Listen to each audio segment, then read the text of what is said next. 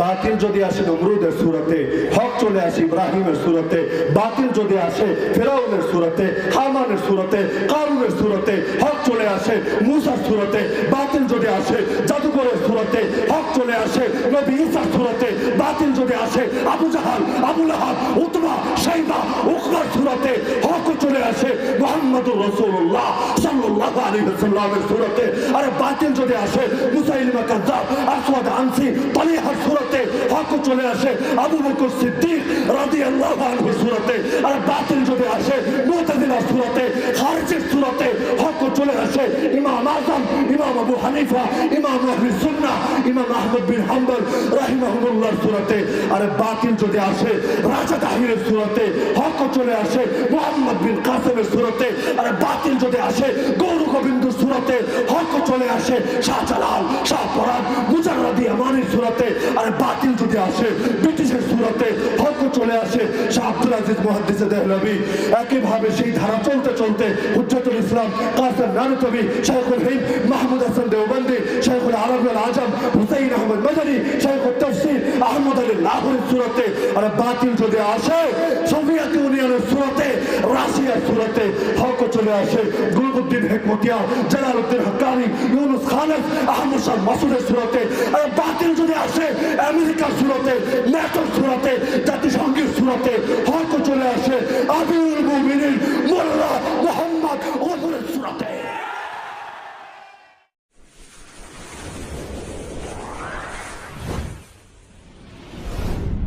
Golden Medina, my sweet Medina. الحمد لله وحده وكفى وسلام على عباده الذين اصطفى أما بعد فأعوذ بالله من الشيطان الرجيم بسم الله الرحمن الرحيم ألا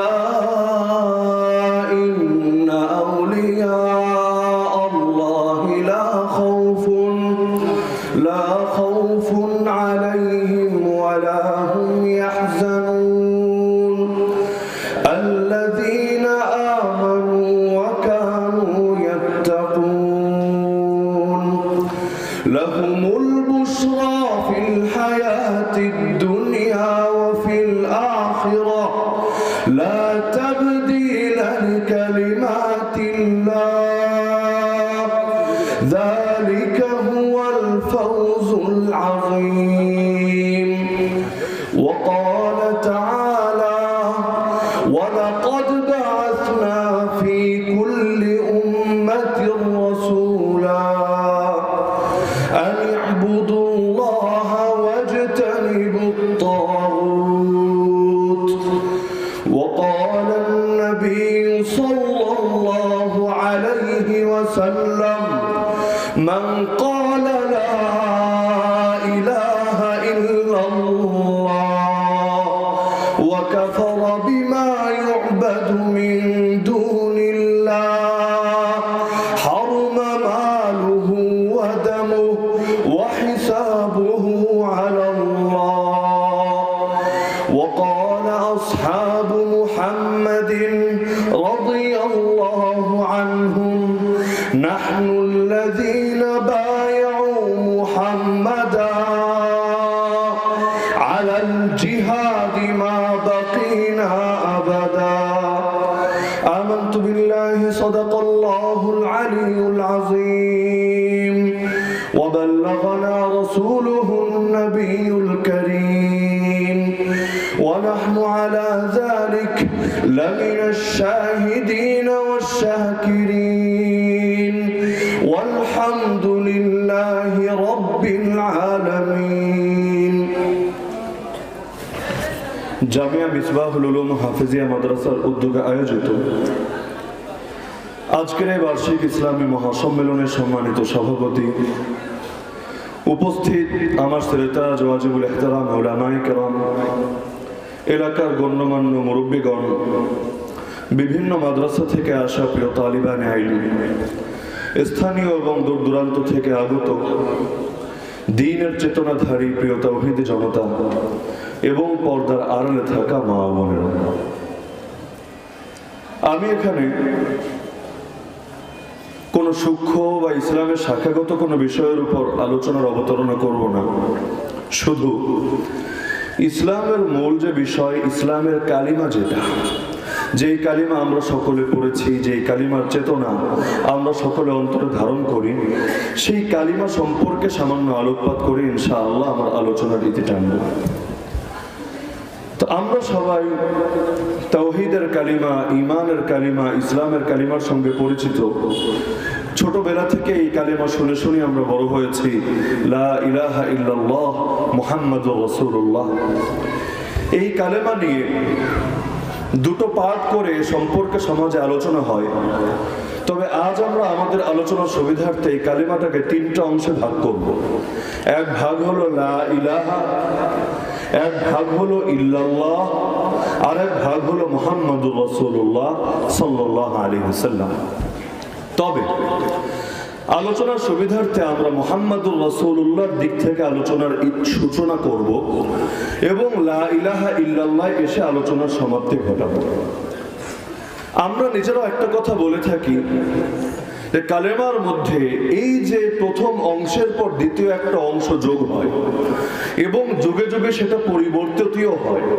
লা ইলাহা ইল্লাল্লাহ সব যুগে একই থাকে, এর সঙ্গে কখনো যোগ হয় আদম সফিউল্লাহ, কখনো যোগ হয় মুসা কালিমুল্লাহ, কখনো যোগ হয় ইব্রাহিম খলিলুল্লাহ, কখনো যোগ হয় ইসমাইল যাবিহুল্লাহ, কখনো যোগ হয় ঈসা রূহুল্লাহ, আর আমাদের সময় এসে যোগ হয়েছে মুহাম্মাদুর রাসূলুল্লাহ সাল্লাল্লাহু আলাইহি ওয়াসাল্লাম। তো এই দ্বিতীয় অংশের বা শেষ অংশের মূল তাৎপর্যই হল যে বান্দা, তুমি যদি লা ইলাহা ইল্লাল্লাহর উপর উঠতে চাও, তুমি যদি আল্লাহ পর্যন্ত পৌঁছতে চাও, তোমার সামনে এই সময়টাতে, এই যুগটাতে একটা পথই খোলা আছে, যেই পথের নাম হলো কখনো আদম সফিউল্লাহ, কখনো মুসা কালিমুল্লাহ, আর এই সময় এসে মুহাম্মাদুর রাসূলুল্লাহ। বান্দা, এই পথকে ছেড়ে দিয়ে তুমি কখনো লা ইলাহা ইল্লাল্লাহর উপর উঠতে পারবে না। বান্দা, এই পথকে ছেড়ে দিয়ে তুমি কখনোই তোমার জীবনে তাওহীদকে প্রতিষ্ঠা করতে পারবে না। আরে বান্দা, যদি আল্লাহ পর্যন্ত পৌঁছতে চাও, একটা পথই তোমার সামনে খোলা, যেই পথের নামই হলো মুহাম্মাদুর রাসূলুল্লাহ। এমনকি জীবনের সব ক্ষেত্রে কেউ যদি এই পথকে এড়িয়ে অন্য যে কোনো পথ অবলম্বন করতে চায়, সেই ক্ষেত্রে সেই মানুষ কোনোদিনও আল্লাহ পর্যন্ত পৌঁছতে পারবে না, তাওহীদকে ধারণ করতে পারবে না, লা ইলাহা ইল্লাল্লাহর উপর আমল করতে পারবে না। আর যখন বান্দার সঙ্গে আল্লাহর সম্পর্ক ছিন্ন হয়ে যাবে, বান্দা যখন আল্লাহ থেকে দূরে সরে যাবে, তখন একটা উদাহরণ দিয়ে বোঝায়, আপনি ট্যাপ কল ছেড়েছেন, নিচে পানি পড়ছে, কিন্তু নিচ থেকে যদি আপনি বদনা হোক, বালতি হোক, অন্য কোনো পাত্র হোক, যেখানে গিয়ে পানিটা পড়বে, সেটাকে যদি সরিয়ে নেন, পানি কিন্তু পানির মতো ঠিকই পড়বে, তবে এই পানি আপনার সঞ্চয় আর থাকবে না। আমার আল্লাহ চিরকাল ছিলেন, চিরকাল আছেন, চিরকাল থাকবেন। কারণ তার বৈশিষ্ট্যই হলো, তার পরিচয় হলো, তার গুণই হলো আল হাইয়ুল কাইয়ুম লা তাখুযুহু সিনাতুন ওয়ালা নাওম। তিনি চিরঞ্জীব, সবকিছুর পূর্ণ নিয়ন্ত্রণ তার হাতে। মৃত্যু তো দূরের কথা, ঘুম বা তন্দ্রাও কোনোদিন তাকে স্পর্শ করে না। এমনকি রাসূলুল্লাহ সাল্লাল্লাহু আলাইহি ওয়াসাল্লাম যখন এই দুনিয়া থেকে চলে যান, অনেক সাহাবী পর্যন্ত সেই বিষয়টাকে মেনে নিতে পারছিলেন না। তখন সিদ্দিক আকবর আবু বকর রাদিয়াল্লাহু আনহু এসে একটা বক্তৃতা করেছিলেন। সেই বক্তৃতার মধ্যে এই বিষয়টা তিনি তুলে ধরেছিলেন, মান কানা ইয়াবুদু মুহাম্মাদান ফাইন্না মুহাম্মাদান ক্বাদ মাত ওয়া মান কানা ইয়াবুদুল্লাহ ফাইন্নাল্লাহা হাইয়ুন লা ইয়ামুত। আর তোমরা যারা মুহাম্মাদের ইবাদত করতা, তোমরা এটা মানতে পারো মুহাম্মদ মরে গেছে, কিন্তু যারা ইবাদত একজনেরই কর্তা, আর তিনি হচ্ছেন আল্লাহ, তোমাদের জন্য আশার আলো, সুসংবাদের বাণী হলো আমার আল্লাহ চিরঞ্জীব, তার কোনো মরণ নাই। তা আমার আল্লাহ তো চিরকাল আছে, আমার আল্লাহ তো আমাদেরকে সাহায্যের ঘোষণাও দিয়েছেন। আমার আল্লাহ তো এই দুনিয়ার নেতৃত্ব, কর্তৃত্ব, ক্ষমতা এবং বিজয়ও আমাদের হাতেই তুলে দিতে চান এবং এটা তার ওয়াদা। কোরআনের একাধিক আয়াতে তিনি ওয়াদা করেছেন। কিন্তু উপর থেকে যদি ট্যাপ কল থেকে পানি ঝরতে থাকে, নিচ থেকে কানেকশনটা আমার বিচ্ছিন্ন হয়ে যায়, আমি বালতিটা সরিয়ে ফেলি, আমি পাত্রটাকে দূরে সরিয়ে নেই, পানি কিন্তু ঠিকই পড়বে, রহমত কিন্তু ঠিকই নাজিল হবে, তবে সেই রহমত আমি পাবো না। তো যার কারণে লা ইলাহা ইল্লাল্লাহর উপর যদি কেউ উঠতে চায়, তাকে ধরতে হবে মুহাম্মদুর রাসূলুল্লাহ সাল্লাল্লাহু আলাইহি ওয়াসাল্লামের পথ। কেউ যদি আব্রাহাম লিঙ্কনের গণতন্ত্রের পথ ধরে, কেউ যদি সমাজতন্ত্র, রাজতন্ত্র, জাতীয়তাবাদ, ধর্মনিরপেক্ষতাবাদ, পুঁজিবাদ, সাম্যবাদ, দুনিয়ার সকল বাদ, মতবাদ আর তন্ত্র মন্ত্রের পথ ধরে, এই পথ দিয়ে কি লা ইলাহা ইল্লাল্লাহ পর্যন্ত পৌঁছতে পারবে? কোরআনুল কারীমে সূরাতুল আহজাবের 19 নম্বর আয়াতে জানিয়েছেন, লাকাদ কানা লাকুম ফি রাসূলিল্লাহি উসওয়াতুন হাসানাহ লিমান কানা ইয়ারজুল্লাহ ওয়াল ইয়াউমাল আখির ওয়া যাকারাল্লাহা কাসীরা।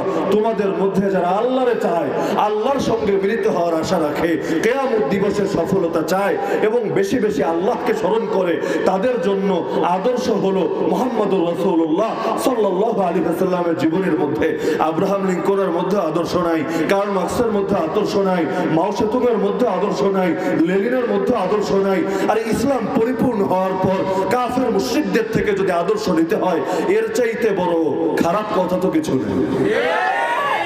ইসলাম যেহেতু পরিপূর্ণ, আমাদের থেকে অন্যরা ধার করতে পারে, আমাদের থেকে অন্যরা শিখতে পারে, কিন্তু এই পরিপূর্ণ দ্বীনকে ছেড়ে আমরা কিভাবে অন্যদের থেকে আদর্শ ভিক্ষা করতে পারি?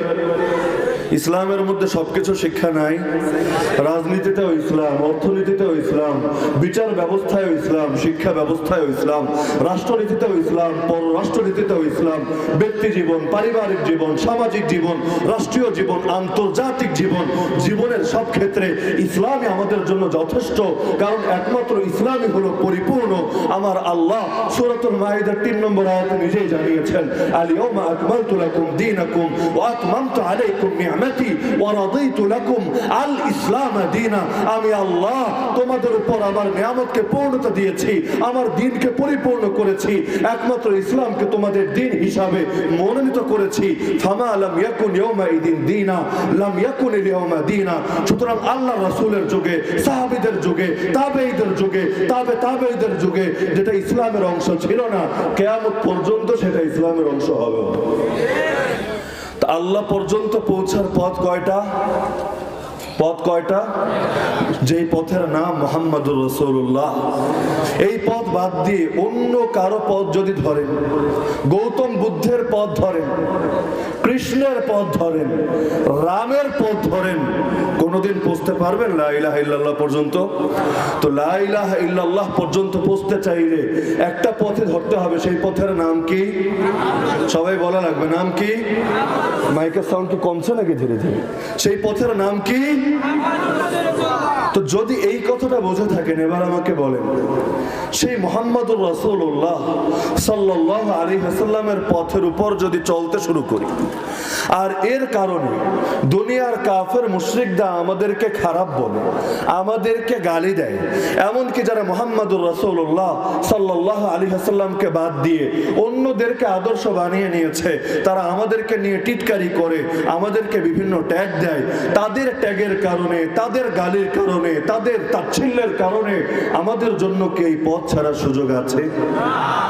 আমাদেরকে তো সুস্পষ্ট ভাষায় জানিয়ে দিতে হবে, আরে শোন দুনিয়ার কাফেররা, যদি রবের কিতাবের উপর চলা তোদের চোখে মৌলবাদ হয়, তোরা সবাই সাক্ষী থাক, আমরা মৌলবাদী। যদি নবীর আদর্শ অনুসারে জীবন যাপন করা তোদের চোখে জঙ্গিবাদ হয়, তোরা সবাই সাক্ষী থাক, আমরা জঙ্গি। যদি সাহাবীদের আদর্শ অনুযায়ী জীবন ধারণ করা তোদের চোখে চরমপন্থা হয়, তোরা সাক্ষী থাক, আমরা সবাই চরমপন্থী। যদি আকাবির এবং সালাফে সালেহিনের রীতি এবং নীতিকে জীবনের আদর্শ, জীবনের বিধান, জীবনের সংবিধান বানানো তোদের চোখে সাম্প্রদায়িকতা হয়, তোরা সবাই সাক্ষী থাক, আমরা সাম্প্রদায়িক।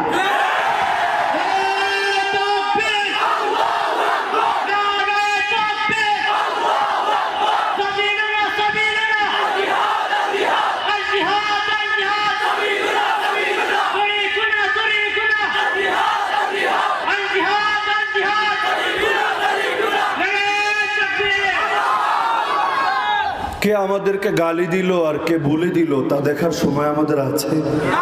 আমরা জীবনে একজনের সন্তুষ্টি চাই, আর তিনি কে? আর তিনি কে? সেই আল্লাহ যদি আমাদের উপর সন্তুষ্ট থাকেন, পৃথিবীর আর কারো সন্তুষ্টির দরকার নেই। আল্লাহ রাসূল সাল্লাল্লাহু আলাইহি ওয়াসাল্লামকে যখন তায়েফের ময়দানে নির্মম নির্যাতন করা হচ্ছিল, দাওয়াতের জবাবে পাথর ছুঁড়ে মারা হচ্ছিল, আল্লাহ রাসূল সাল্লাল্লাহু আলাইহি ওয়াসাল্লাম সেই সময় তাদেরকে জবাব দিয়েছেন। মাইকের সাউন্ড ঠিক করেন, নইলে কথা বলা যাবে না।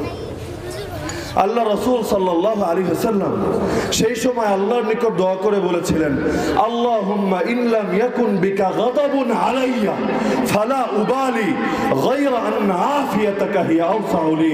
হে আল্লাহ, যদি আমার উপর আপনার ক্ষোভ না থাকে, আপনার ক্রোধ না থাকে, আপনার অসন্তুষ্টি না থাকে, আপনার নারাজি না থাকে, আয় আল্লাহ, দুনিয়ার কে আমাকে মারলো, কে কাটলো, কে পাথর ছুড়লো, কে ফুল দিয়ে শুভেচ্ছা জানালো, কোনো কিছুর পরোয়া আমি করি না। যার কারণে মুসলমান দ্বীনের জন্য কোরবানি করতে পারাকে নিজের জন্য সৌভাগ্যের বিষয় মনে করে। এমনকি একটা কথা প্রচলিত আছে, তুমি যদি কোনো মুজাহিদকে যে নিজের জান মাল আল্লাহর কাছে বিক্রি করে দিয়েছে, আল্লাহর জন্য হাসি মুখে নিজের প্রাণটাও কোরবান করার চেতনা যে অন্তরে ধারণ করে, তুমি যদি তাকে হাসাতে চাও, তাকে মৃত্যুর ভয় দেখাও। তারে গিয়ে তুমি বলো, এই তোর ব্যাপারে ফাঁসির রায় দিয়েছে, তোরে মেরে ফেলবে, তোরে ফাঁসির কাস্তে ঝুলাবে। এই কথা যদি প্রকৃত মুমিন শোনে, যে রবের সঙ্গে মিলিত হওয়ার তামান্না রাখে, যে নিজের জান নিজের মাল রবের কাছে বিক্রি করে দেয়, তার মুখে হাসির রেখা ফোটে। আরে কিসের ভয় দেখাচ্ছিস আমাদেরকে? যেই জিনিসের ভয় দেখাচ্ছিস সেটাই তো আমাদের জীবনের পরম কামনা। الذين قال لهم الناس إن الناس قد جمعوا لكم فاخشوهم فزادهم إيمانا وقالوا حسبنا الله ওয়ানি'মাল ওয়াকিল। প্রকৃত মুমিনদের বৈশিষ্ট্য হলো, দুনিয়ার মানুষরা এসে যদি তাদেরকে বলে, ওই মুসলমানরা তোরা ডরা, কাফের মুশরিকরা ওদের শক্তি, ওদের বাহিনী, ওদের অস্ত্র, ওদের সকল পাওয়ার তোদের বিরুদ্ধে একত্র করেছে, ফাখশাউহুম, তোদের উচিত ওদেরকে ভয় করা, ওদের ভয়ে হকের পথ ছেড়ে দেওয়া, হকের কথা বলা বাদ দেওয়া। তখন প্রকৃত মুমিনের ঈমান বাড়তে থাকে। আমার রব বলেন, তারা জবাব দেয়, আরে কার ভয় দেখাচ্ছিস? হাসবুনাল্লাহ, আমাদের জন্য এক আল্লাহই যথেষ্ট, আর তিনি আমাদের উত্তম তত্ত্বাবধায়ক। সে আল্লাহ যদি সন্তুষ্ট থাকেন, আর কারো অসন্তুষ্টির ভয় আছে? আরে আছে নাকি? কারণ আমরা জানি সর্বময় ক্ষমতার মালিক একজনই, আর তিনি কে? হ্যাঁ, বাকিরা বড় বড় গলায় কথা বলতে পারবে, নিজেদের নামে জয়ধ্বনি দিতে পারবে, কিন্তু বিজয় আমার আল্লাহ, বিজয় আমার রাসূলের, বিজয় মুমিনদের। কোরআনে আল্লাহ জানিয়েছেন, ওয়ালিল্লাহিল ইজ্জা ওয়া লিরাসূলিহি ওয়া লিল মুমিনিন। আরে চূড়ান্ত সম্মান তো আল্লাহ, তার রাসূলের এবং মুমিনদের, কিন্তু এই দুনিয়ার কাফের মুশরিক আর মুনাফিকরা বোঝে না। উহুদের ময়দানে কাফেররা বিজয়ী হওয়ার পর স্লোগান দিতে লাগলো, ওল হুবাল, ওল হুবাল, জয় হবল, জয় হবল। আমার রাসূল তার সাহাবীদেরকে বললেন, আজিবু, এই মুশরিককে ওর জবাব দিয়ে দাও। ওমর রাদিয়াল্লাহু আনহু দাঁড়িয়ে বলেন, হে রাসূল, জবাব তো দেব, কি বলে জবাব দিব শিখিয়ে দিন। রাসূল বলেন, কুলু, তোমরা তাদেরকে স্পষ্ট ভাষায় বলে দাও, আল্লাহু আ'লা ওয়া আজাল। আরে কিসের হবল আর টবল? চূড়ান্ত জয় তো আল্লাহ, আমার আল্লাহ সবার উপর সমুন্নত, আমার আল্লাহ ক্ষমতা সবার উপর প্রতিষ্ঠিত।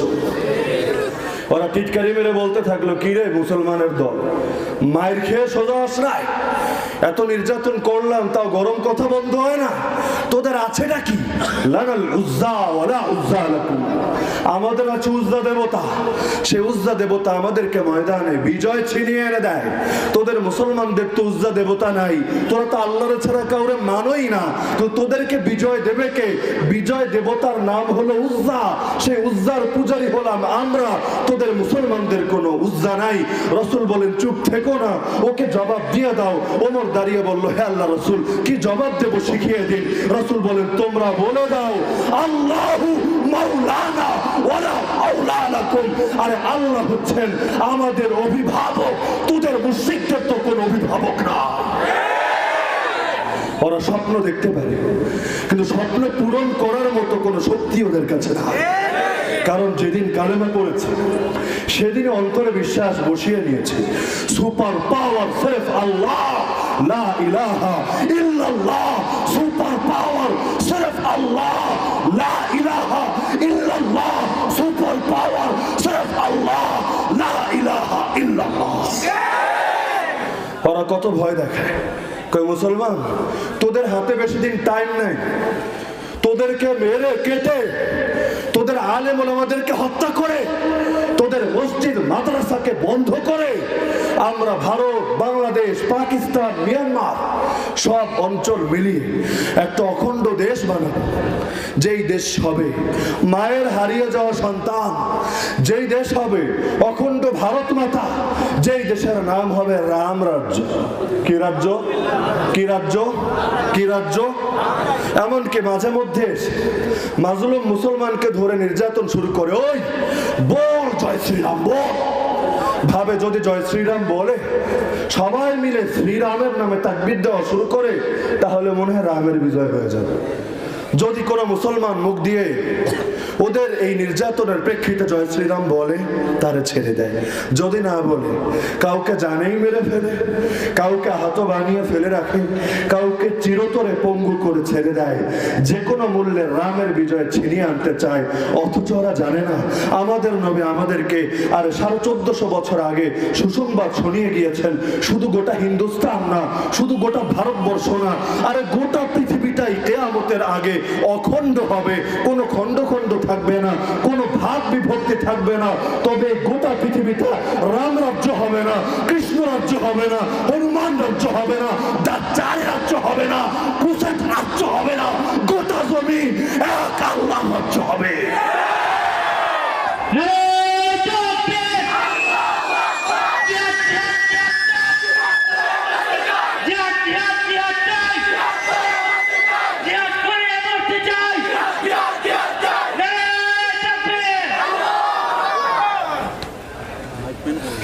আমাদেরকে দেখতে শুনতে দুর্বল মনে হয়, সব যুগেই মনে হতো, নবীদেরকেও তাচ্ছিল্য করা হতো এই সমস্ত কথা বলে। এমনকি নবীরা তো বাহ্যিক শক্তি নিয়ে কখনো ময়দানে নামেন না। ইব্রাহিম আলাইহিস সালাম তার সম্প্রদায়ের মধ্যে ছিলেন একা এক ব্যক্তি, পুরো সম্প্রদায় একদিকে, তার জামানার রাজা একদিকে, রাজার মন্ত্রী পরিষদ একদিকে, তার বাপ আজর সেই দিকে, এমনকি তার আত্মীয় পরিজন বড় ছোট যা আছে সব একদিকে, একা মানুষ আর একদিকে। আমার রব তার ব্যাপারে জানান, ইন্না ইব্রাহিম কানা উম্মাহ, আর ইব্রাহিমকে দেখে একটা ব্যক্তি ভেবো না, আর ইব্রাহিমকে দেখতে তোমাদের চোখে একটা ব্যক্তি মনে হতে পারে, তবে জেনে রাখো, নিশ্চিত থাকো, ইন্না ইব্রাহিম, নিশ্চয় ইব্রাহিম হলো একটা জাতি। হকের উপর যদি মাত্র একজন মানুষ থাকে, আমার রব জানিয়ে দিচ্ছেন সেই একজনই একটা জাতি, সেই একজনের মোকাবেলা কোনো শক্তিও দুনিয়ার কুফরি পরশক্তি থাকবে না। কারণ আমার রব সেই হাদিসে কুদসির মধ্যে জানিয়েছেন, মান আদা লি ওয়ালিয়ান ফাকাদ আযানতুহু বিল হারব, আরে আমার ওলির বিরুদ্ধে যারা শত্রুতা পোষণ করবে আমি আল্লাহ তোর বিরুদ্ধে যুদ্ধের ঘোষণা দিয়ে দিলাম। আল্লাহ চ্যালেঞ্জ দিচ্ছেন, কত শক্তি আছে তোর, কত বাহিনী, কত দাপট তোর আছে, সব নিয়ে মাঠে আয়, আমি আল্লাহ নিজে তোর মোকাবেলা করব। পৃথিবীতে কোন শত্রু আছে আল্লাহর মোকাবেলা করবে? আরে আছে নাকি? বদরের ময়দানে কাফেররা নেমেছিল নিজেদের মুখের ফুৎকারে আল্লাহর নূরকে নিভিয়ে দিবে। তবে আল্লাহ বলেন, এই যে আসলো আল্লাহর নূরকে নিভিয়ে দিতে, নিজেরাই নিভে গেল, কোমর ভেঙে গেল, এমনকি আবু জাহাল থেকে শুরু করে ওদের 70 জন নেতা জাহান্নামে পৌঁছে গেল। আমার আল্লাহ বলেন, এগুলোর ক্রেডিট তোমাদের না, ফালাম তাকতুলুহুম ওয়ালাকিন্নাল্লাহ কাতালাহুম, বদরের ময়দানে তোমরা তাদেরকে হত্যা করো নাই, আমি আল্লাহ নিজে তাদেরকে হত্যা করেছি। তা আমার আল্লাহ যদি ময়দানে চলে আসে, দুনিয়ার কারো শক্তি আছে আল্লাহর মোকাবেলা করবে? হকপন্থীর সংখ্যা কমে যেতে পারে, এবং কিয়ামতের আগে যে সংখ্যাটা কমবে আল্লাহ নবী সাল্লাল্লাহু আলাইহি ওয়াসাল্লাম নিজেও জানিয়েছেন। তবে আমাদের বিজয় কখনো সংখ্যা দিয়ে আসে নাই, আমাদের বিজয় কখনো বাহ্যিক শক্তি দিয়ে আসে নাই, আমাদের বিজয় এসেছে রবের নুসরত দিয়ে। যে রব বদরে ছিলেন সেই রব আছেন নাকি নাই? যদি সেই রব থাকেন, সেই রব চিরঞ্জীব হন, দুনিয়ার কাফেরদের নিশ্চিন্তে প্রশান্তির শ্বাস ফেলার কোনো কারণ নাই। বাতিল যেমন সব যুগে থাকে, বাতিলের মোকাবেলায় হকও থাকে। একদিকে যেমন ইবলিস ছিল, আর একদিকে আল্লাহ প্রেরিত আদম আলাইহিস সালামও ছিল। এমনকি বাতিল যদি আসে নমরুদের সূরতে, হক চলে আসে ইব্রাহিমের সূরতে। বাতিল যদি আসে ফেরাউনের সূরতে, হামানের সূরতে, কারুনের সূরতে, হক চলে আসে মূসার সূরতে। বাতিল যদি আসে জাদুকরের সূরতে, হক চলে আসে নবী ঈসার সূরতে। বাতিল যদি আসে আবু জাহাল, আবু লাহাব, উতবা, শাইবা, উকবার সূরতে, হক চলে আসে মুহাম্মদুর রাসূলুল্লাহ সাল্লাল্লাহু আলাইহি ওয়াসাল্লামের সূরতে। আরে বাতিল যদি আসে মুসাইলিমা কাযযাব, আসওয়াদ আনসি, তালিহার সূরতে, হক চলে আসে আবু বকর সিদ্দিক রাদিয়াল্লাহু আনহু সূরতে। আরে বাতিল যদি আসে মুতাজিলার সূরতে, খারিজের সূরতে, হক চলে আসে ইমাম আযম, ইমাম আবু হানিফা, ইমাম আহলে সুন্নাহ, ইমাম আহমদ বিন হাম্বল রাহিমাহুল্লাহর সূরতে। আরে বাতিল যদি আসে রাজা তাহিরের সূরতে, হক চলে আসে মুহাম্মদ বিন কাসেমের সূরতে। আরে বাতিল যদি আসে গৌর গোবিন্দর সূরতে, হক চলে আসে শাহজালাল, শাহপরান, মুজাররদি আমানির সূরতে। আরে বাতিল যদি আসে ব্রিটিশের সূরতে, হক চলে আসে শাহ আব্দুল আজিজ মুহাদ্দিস দেহলভী। একইভাবে সেই ধারা চলতে চলতে হুজ্জাতুল ইসলাম কাসেম নানুতবি, শাইখুল হিন্দ মাহমুদ হাসান দেওবন্দি, শাইখুল আরব আল আজম হুসাইন আহমদ মদনী, শাইখুল তাফসীর আহমদ আলী লাহোরের সূরতে। আরে বাতিল যদি আসে সোভিয়েত ইউনিয়নের সূরতে, রাশিয়ার সূরতে, হক চলে আসে গুলবুদ্দিন হেকমতিয়া, জালালউদ্দিন হাক্কানি, ইউনুস খালেদ, আহমদ শাহ মাসুদের সূরতে। আরে বাতিল যদি আসে আমেরিকার সূরতে, ন্যাটোর সূরতে, জাতিসংঘের সূরতে, হক চলে আসে আমিরুল মুমিনিন মোল্লা মুহাম্মদ ওমরের সূরতে।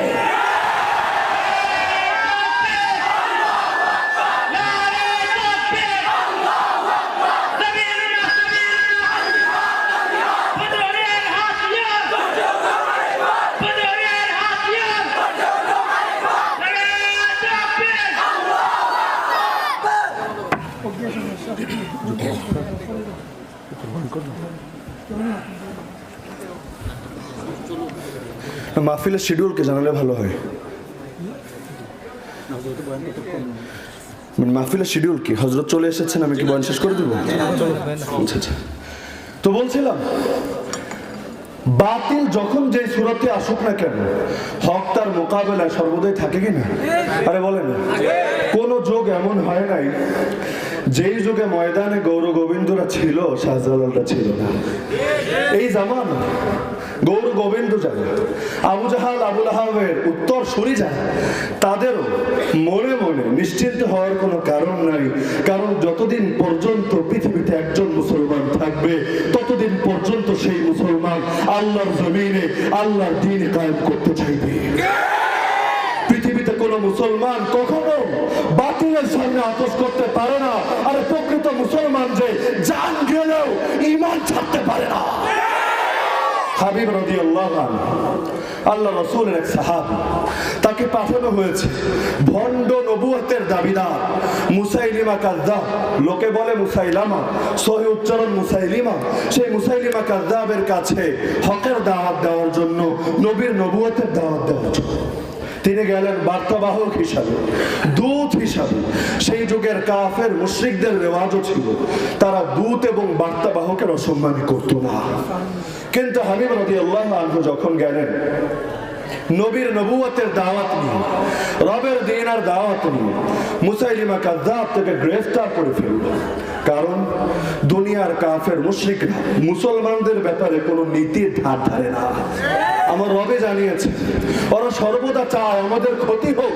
ওয়াদ্দু মা আনিতুম ক্বাদ বাদাতিল বাগদাউ মিন আফওয়াহিহিম ওয়া মা তুখফি সুদুরহুম আকবার। ওদের মুখ থেকেই মাঝে মধ্যে আক্রোশ প্রকাশ পেয়ে যায়।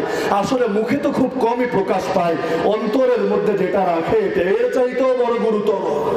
আমার আল্লাহ বলেন তারা তোমাদের ব্যাপারে কোনো চুক্তি কোনো ওয়াদারও ধারে না, এমনকি এখানে এসে কোনো প্রতিশ্রুতি দিলেও প্রতিশ্রুতি রক্ষা করার কোনো প্রয়োজনীয়তাই তারা অনুধাবন করে না। বরং মুসলমানের ব্যাপারে এক নীতি, দুনিয়ার সকল কাফের মুশরিকদের ব্যাপারে আরেক নীতি। দেখেন না, শিরোনাম লাগিয়ে দিয়েছে ওয়ার অন টেরর, সন্ত্রাসের বিরুদ্ধে যুদ্ধ, জঙ্গিবাদের বিরুদ্ধে যুদ্ধ, চরমপন্থার বিরুদ্ধে যুদ্ধ। ব্যাস এই এক শিরোনামের আড়ালে এখন ওয়ার অন ইসলাম, সরাসরি ইসলামের বিরুদ্ধে যুদ্ধ করাকেই বৈধ বানিয়ে নিয়েছে।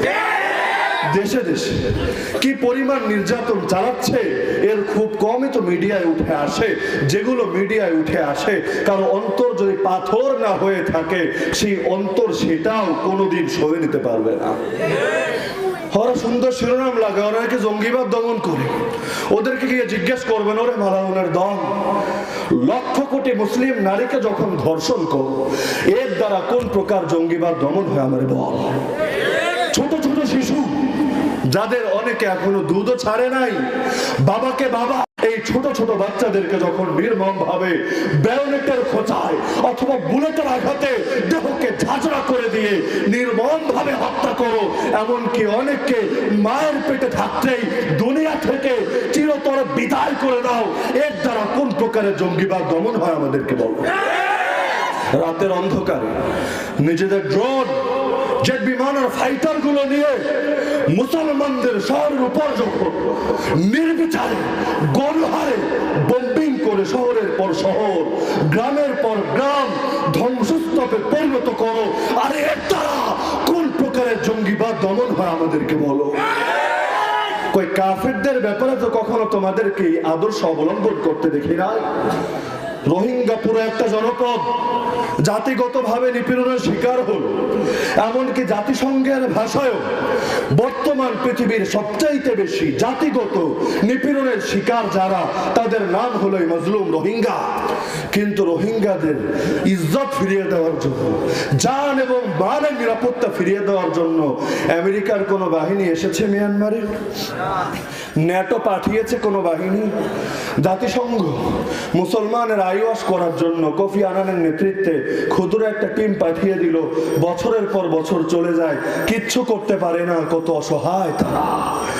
এমনকি কাশ্মীরও যখন মুসলমান মরে, এটা নিয়ে দরদ দেখানোর সময় ওদের নাই। চীনের সেই জিনজিয়াং প্রদেশের মধ্যে যখন উইঘুর মুসলিমদেরকে ব্যাপকভাবে নির্যাতন করা হয়, পুরো প্রদেশটাকেই আস্ত কারাগারে পরিণত করে রাখা হয়, এমনকি এমন নারী তো সেখানে কম আছে জীবনে একবার হলেও সেই কাফেরদের দ্বারা যৌন নির্যাতনের শিকার হয় নাই। এমনকি সেখানে এখন তো বৌদ্ধদের সঙ্গে মুসলিম যুবতীদেরকে বিবাহ করতে বাধ্য করা হচ্ছে, রাজি না হলে জোরপূর্বক টেনে হিচড়ে ক্যাম্পে তুলে নিয়ে যাচ্ছে। এমনকি প্রতিদিন আত্মশুদ্ধির নামে, ওদেরকে ভালো করার নামে, শিক্ষা দেওয়ার নামে যখন যাকে যাচ্ছে রাতের আধারে ঘর থেকে ক্যাম্পে তুলে নিয়ে যাচ্ছে।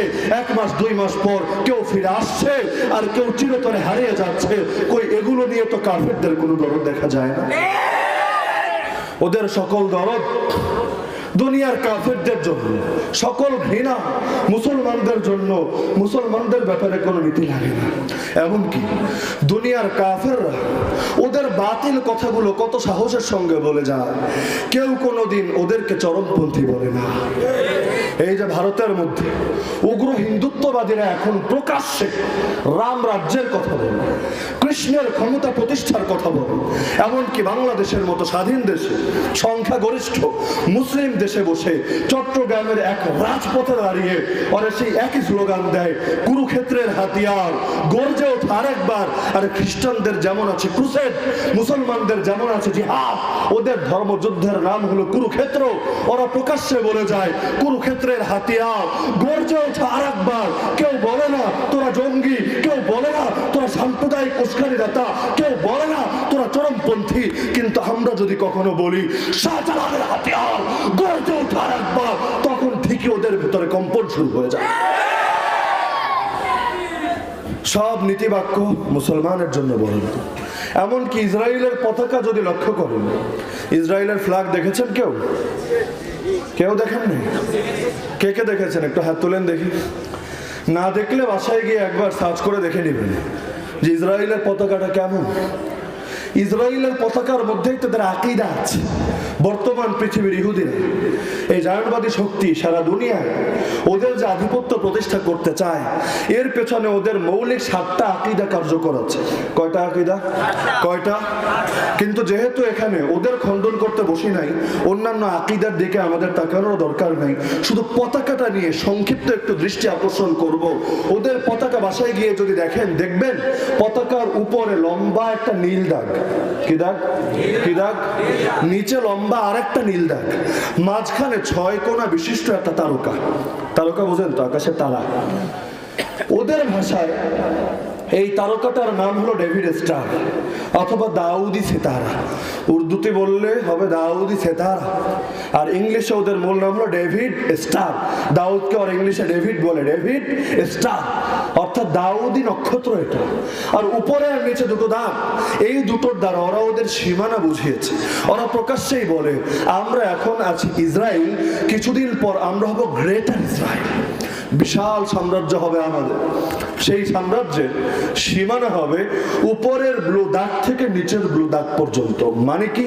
মানে হলো ওদের আকীদা অনুসারে ওদের নবী প্রথম যাকে ওরা মানে শুধু তিনি না, তার দাদা ইয়াকুব আলাইহিস সালাম থেকে শুরু করে ঈসা আলাইহিস সালাম পর্যন্ত যত নবী ছিলেন, সেই নবীরা যেই যেই জনপদে ছিলেন প্রত্যেকটা জনপদের ওয়ারিস এবং হকদার নাকি ওরা। কারণ ওদের দাবি হলো, কোরআনে আল্লাহ উল্লেখ করেছেন, ওরা বলে ওয়াকালাতিল ইয়াহুদ ওয়ান নাসারা নাহনু আবনাউল্লাহ ওয়া হিব্বাউ। তারা বলে আমরা হচ্ছি সন অফ দ্য গড, আল্লাহর পুত্র। শুধু পুত্রই না, তার প্রিয় ভাজন। যত আকাম কুকাম করি, যেহেতু আমরা রবের লোক, আমাদের কোনো ক্ষতি হবে না। দুনিয়ার দলের লোকের অনেক সময় এমন হয় না যে আইন মানে না? আরে হয় কি না?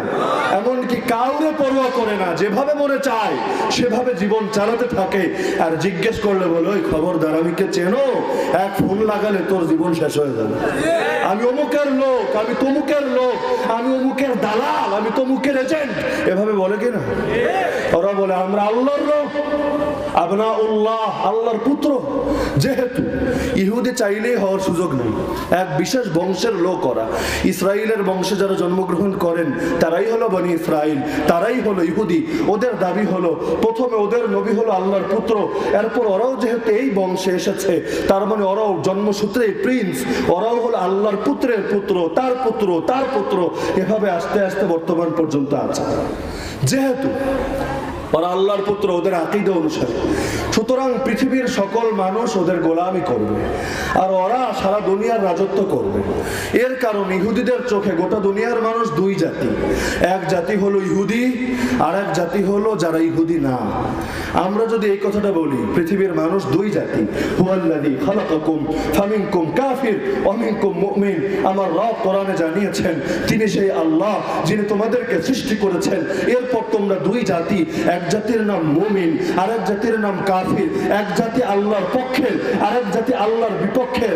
এক জাতি হলো কোরআনের ভাষায় উলাইকা হিজবুল্লাহ, আল্লাহর দল, আর এক জাতি কোরআনের ভাষায় উলাইকা হিজবুশ শাইতান, শয়তানের দল। এক জাতি আল্লাহর পথে লড়ে যায়, আল্লাযীনা আমানু ইউকাতিলুনা ফি সাবিলিল্লাহ, যারা ঈমান এনেছে আল্লাহর পথে লড়ে যায়। আর এক জাতি ওয়াল্লাযীনা কাফারু ইউকাতিলুনা ফি সাবিলিত তাগুত, যারা কুফর অবলম্বন করেছে, কুফরি ধর্ম হোক, কুফরি মতবাদ হোক, কুফরি মতাদর্শ হোক, কুফরি তন্ত্র মন্ত্র হোক, ওরা তাগুতের পথে লড়ে যায়। তার মানে দুনিয়ার পথ দুইটা, এক পথের নাম সাবিলুল্লাহ বা আল্লাহর পথ, আর এক পথের নাম সাবিলুত তাগুত বা তাগুতের পথ। এই দুই পথে যারা চলে, এক দল আল্লাহর দল, আরেক জাতি শয়তানের দল।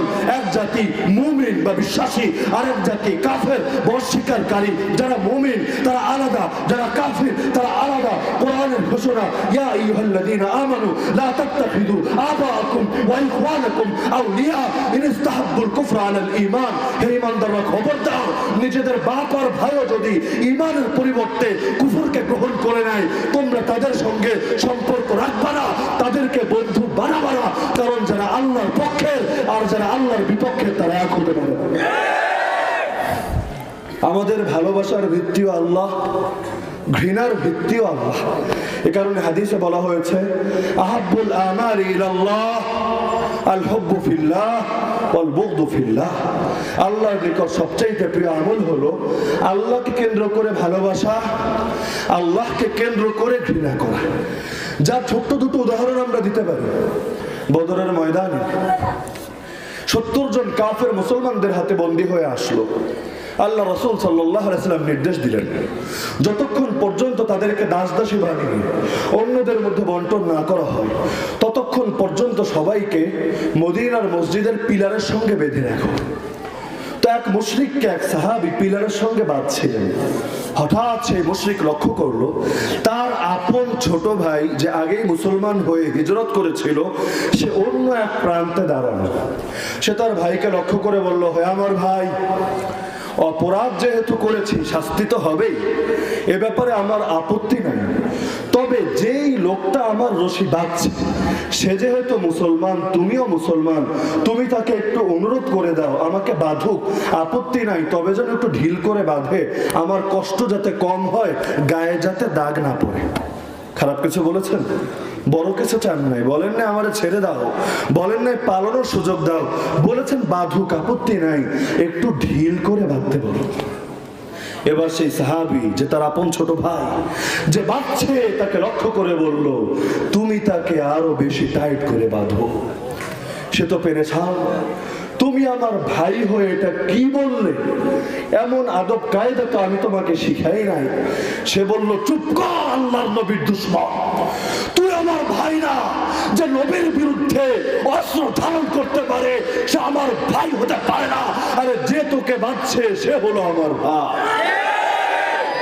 আল্লাহ রাসূল সাল্লাল্লাহু আলাইহি ওয়াসাল্লাম পবিত্র 11 জন স্ত্রীর মধ্যে একজন ছিলেন মক্কার মুশরিক আবু সুফিয়ানের কন্যা। আবু জাহেলের মৃত্যুর পর যে আবু সুফিয়ান যুদ্ধে কাফেরদের পক্ষে নেতৃত্ব দিত, তার মেয়ে। একবার আবু সুফিয়ান মদিনায় আসলো কোনো কাজে, ফেরার পথে ভাবলো যেহেতু মদিনায় এসেছি, ফেরার সময় মেয়েটাকে একবার দেখে যায়। চলে গেলেন মেয়ের ঘরে। আল্লাহ রাসূল তখন ঘরে ছিলেন। মেয়ের সঙ্গে কথাবার্তা বলছেন, কুশল বিনিময় করছেন। করতে করতে হঠাৎ করে তার বিছানার উপর বসতে লাগলেন। বাইরের মানুষ বসতে না বললেও কতক্ষণ আর দাঁড়িয়ে থাকে, এক পর্যায়ে বসে কিনা? আরে বলে না, বসে কিনা? মাঝে মধ্যে অনুমতি চেয়ে বসে, যদি বড় কেউ হয় যে আমাকে একটু অনুমতি দেন আমি বসতে পারি, আর যদি ছোট কেউ হয় তোর আবার অনুমতি কি? দোস্তের ঘরে দোস্ত তো বসবে, মেয়ের ঘরে বাবা তো বসবে, এটা তো অনুমতিরও বিষয় না। কথা বলতে বলতে বিছানার উপর বসতে লাগলো। রাসূলুল্লাহ সাল্লাল্লাহু আলাইহি ওয়াসাল্লামের পবিত্র স্ত্রী টান মেরে বিছানাটা তুলে ফেললো। আবু সুফিয়ান পুরো অবাক, বলল, মা এটা কোন ধরনের আদব হলো? বাবা আসলে মেয়েরা বিছানা বিছিয়ে দেয়, আর তুমি কিনা যেটা আগ থেকে বিছানো ছিল টান মেরে তুলে ফেললা, এটা তো কোনো ভদ্রতা বা শিষ্টাচারের কথা না। মেয়ে বলল, বাবা হতে পারেন, তবে শুনে রাখেন আল্লাহর নবীর বিছানায় নবীর কোন দুশমনকে বসতে দিতে পারি না। নবীর বিছানায় নবী বসবে, নবীর বিছানায় নবীর প্রতি ঈমান আনয়নকারী মুসলমানরা বসবে, নবীর বিছানায় কাফের কিভাবে বসতে পারে? তো মেনে নিতে পারছি। আল্লাহ রাসূলের সাহাবীদের বৈশিষ্ট্য ছিল, জান গেলেও রাসূলের একটু অমর্যাদা হবে, গালি না ভাই। সেই ফ্রান্স যেটা করেছে, থাবা বাবা যেটা করেছে, অভিজিৎ রায় যেটা করেছে সেটা না। নবীর সামনে অবমাননামূলক একটা কথা উচ্চারিত হবে, এটাও তারা জান গেলেও এটা মেনে নিতেন না। এক সাহাবীকে শুলিতে চড়ানো হবে, বলা হলো, ওই বড়া তুই কি এটা পছন্দ করবি যে তোরে ছাইড়া দিব আর তোর জায়গায় মুহাম্মদের শুলিতে চড়াবো? পরীক্ষা করার জন্য বলেছে। নইলে রাসূল হলো মদিনায়, তারা হলো মক্কায়। সে রাজি হলেও যে তার পরিবর্তে রাসূলকে চড়াতে পারতো, বিষয়টা কিন্তু এরকম না।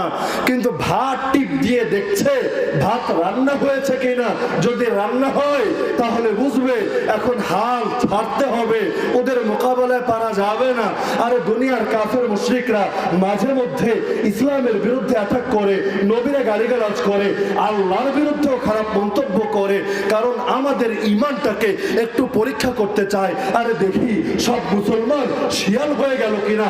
সব মুসলমান যদি শিয়াল হয়ে যায়, আমরা কুত্তার জাতি, ওদেরকে তাড়া করতে পারবো। কিন্তু যদি কিছু সিংহ এখানে থাকে, সিংহর হুঙ্কারেও তো পুরো বন থরথর করে কেঁপে ওঠে। আর কুত্তার ঘরের কুত্তা কোনোদিন সিংহের মোকাবেলা করতে পারে না।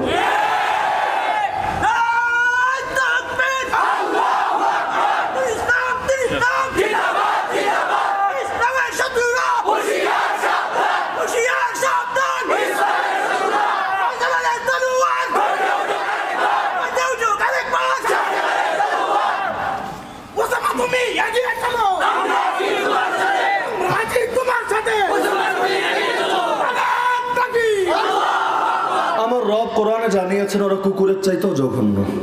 ওদেরকে কুত্তা বললে কুত্তা যদি আবার মানহানি মামলা করে কিচ্ছু করেন নেই। আমার রব বলেছেন উলাইকা হুম শাররুল বারিয়া, এরা হলো সৃষ্টি জগতের সবচাইতে বেশি নিকৃষ্ট। উলাইকা কাল আনাম বাল হুম আদাল, এরা হলো, প্রথমে বললেন এরা চতুষ্পদ জন্তুর মতো, পরে বলেন আরে না না, চতুষ্পদ জন্তুর চাইতেও বেশি পথহারা ওরা। হবে না কেন? যাকে বাপেরই ঠিক নেই, ওরা আবার ভদ্র সভ্য হবে কোত্থেকে? আমাদেরকে আসে সভ্যতা শেখাতে, অথচ ওদের অধিকাংশগুলো নিজের বাপের পরিচয় দিতে পারবে। এমনকি ফরমের মধ্যে বাপের নাম লেখার ঘরই নাই, কারণ নাম লিখতে গেলে কারে রেখে কারে লিখবে, কার মন খুশি করতে গিয়ে কারে বেজার করে ফেলবে। একজনটা বাপ বলার পর আরেকজন যদি দাবি নিয়ে আসে, না রে আমার তুই সন্তান, আমার ঔরস থেকে তুই এসেছিস, কেমনে প্রমাণ করবে? না রে তুই আমার বাপ নই, রে আমার বাপ। এমনকি কয়েকদিন আগের মিডিয়ার রিপোর্ট, ওদের 48% মেয়ের প্রথম সন্তানটা হয় জারজ। তো যেগুলো হারাম জাদু, ওগো কাছ থেকে ভালো কিছু আশা করা যায়? এই যে আফগানিস্তানে আসে, ইরাকে মারে, মুসলমান মারে, মাঝে মধ্যে চিন্তা করি এতটা নির্দয়, এতটা পাষণ্ড ওরা কিভাবে হয়। পরক্ষণে মনে আসে হারাম জাদুর আবার কিসের ধর্ম? হারামজাদারা এসেছে আমাদেরকে সভ্যতা আর ভদ্রতা শিখাতে। আরে যারা করোনারই মোকাবেলা করতে পারে না, ছোট্ট অদৃশ্য এক জীবাণু, আমার রবের অসংখ্য বাহিনীর মধ্যে হতে ক্ষুদ্র একটা বাহিনী, ওমা ইয়ালামু জুনুদা রাব্বিকা ইল্লাহু ওয়ালিল্লাহি জুনুদুস সামাওয়াতি ওয়াল আরদ, আমার রবের বাহিনী যে কত, এটা একমাত্র তিনিই জানেন, পৃথিবীর কেউ জানে না। আরে ল্যাংড়া মশা আমার রবের এত শক্তিশালী বাহিনী, যেটা নমরুদকে খেলে দিতে পারে। অনেকের খেলাধুলার খুব স্বপ্ন থাকে না? নমরুদেরও ছিল আল্লাহর সঙ্গে খেলবে, আল্লাহরে মেরে ফেলবে। আল্লাহ একটা ল্যাংড়া মশা পাঠালেন, কিরে মানুষরা খালি খেলা খেলির কথা বলো, খুব তো খেলার শখ জেগেছে, তাইলে এবার ল্যাংড়া মশার সঙ্গে খেলিয়ে দেখা তোর কত হ্যারম আছে। পেরেছে ল্যাংড়া মশার সঙ্গে খেলতে? এই আমেরিকা কত পাওয়ার তাদের, বাপরে দুনিয়ার নাকি সুপার পাওয়ার। আমার রবের ছোট্ট অদৃশ্য এক জীবাণু, যেটা দেখা যায় না, ধরা যায় না, ছোঁয়া যায় না, এইটার মোকাবেলা করতে পারে না। আর মনে মনে স্বপ্ন দেখে আসহাবে বদরের মোকাবেলা করবে। আরে আমরা তো খেলাই শুরু করি না এখনো, যেদিন করবো ওরা তো পালানোর জায়গাও খুঁজে পাবে না।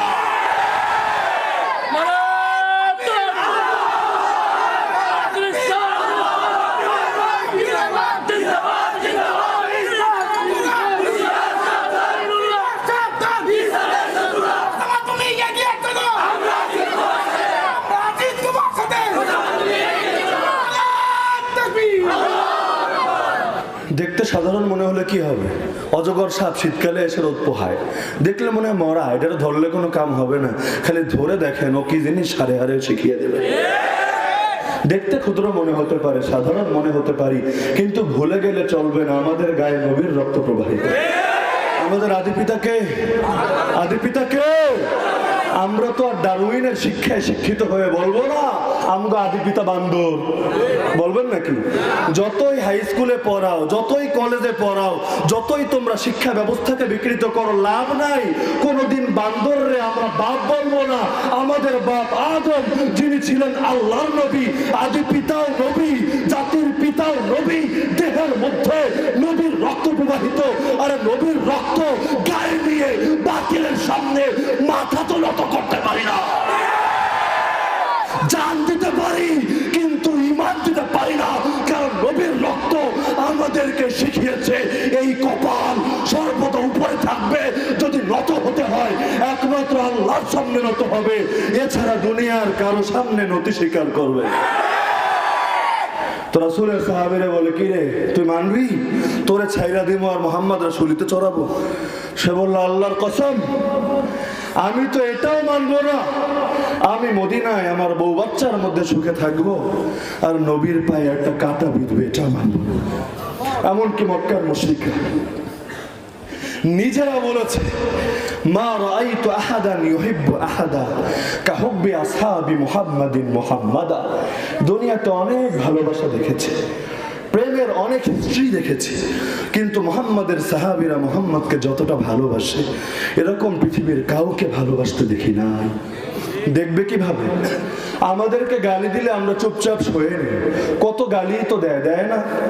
আজকাল তো কয় দাড়ি রাখলেও নাকি জঙ্গি হওয়ার আলামত, টাকনুর উপরে কাপড় পরলে বিশুদ্ধ উচ্চারণে আসসালামু আলাইকুম আর আল্লাহ হাফেজ বললে এগুলাও নাকি জঙ্গি হওয়ার আলামত।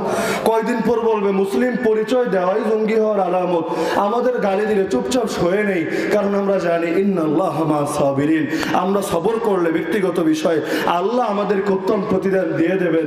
কিন্তু তাই বলে নবীর ব্যাপারে কিন্তু এক নীতি প্রযোজ্য না। যত ভাট্টিপ দেওয়ার জন্য, যত যাচাই করার জন্য গালি দেও না কেন, একবার খালি দিয়ে দেখো না, দেখতে শিয়ালের জাতি মনে হলেও তখন মুসলমানরা বুঝিয়ে দিবে এই জাতি কোন জাতি। সুন্দর সুন্দর শিরোনাম লাগায়, এটা ওদের বাঘ স্বাধীনতা।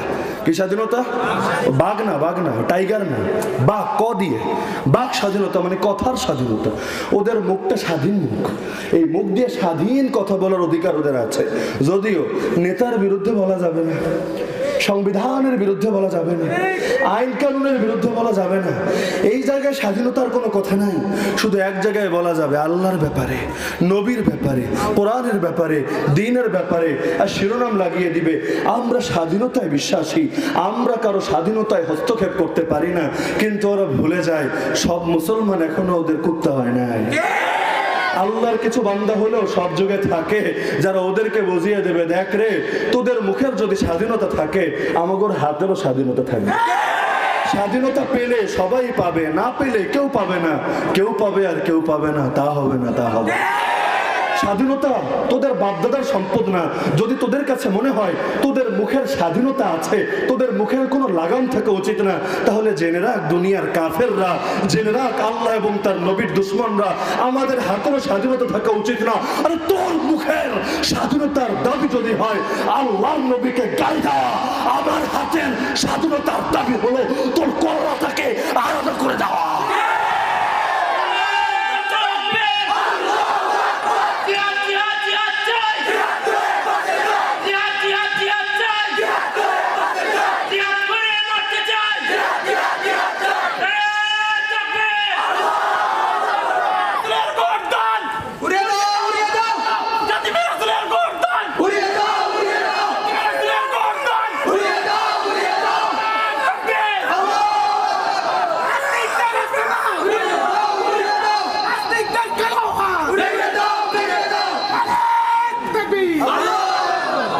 ওদের এটা ভাবার কারণ নেই যে আমাদেরকে মেরে ফেললে ইসলাম মনে হয় দমে যাবে, ইসলাম মনে হয় থেমে যাবে।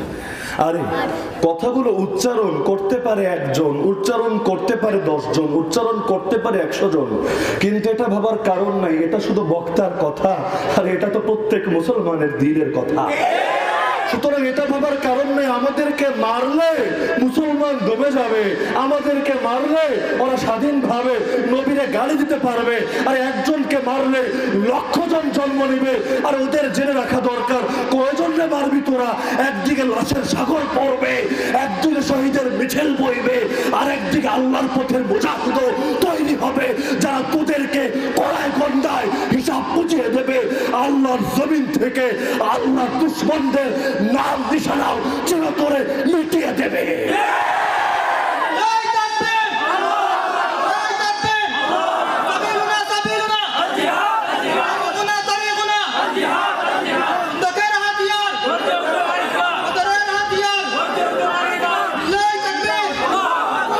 কতজনকেই তো মেরেছে। আমাদের ইতিহাস মরার ইতিহাস। ওমর রাদিয়াল্লাহু আনহু শহীদ, ওসমান রাদিয়াল্লাহু আনহু শহীদ, আলী রাদিয়াল্লাহু আনহু শহীদ, হাসান রাদিয়াল্লাহু আনহু শহীদ, হুসাইন রাদিয়াল্লাহু আনহু শহীদ, এমনকি আল্লাহর নবীর 52,000-এর চাইতে বেশি সাহাবী শহীদ।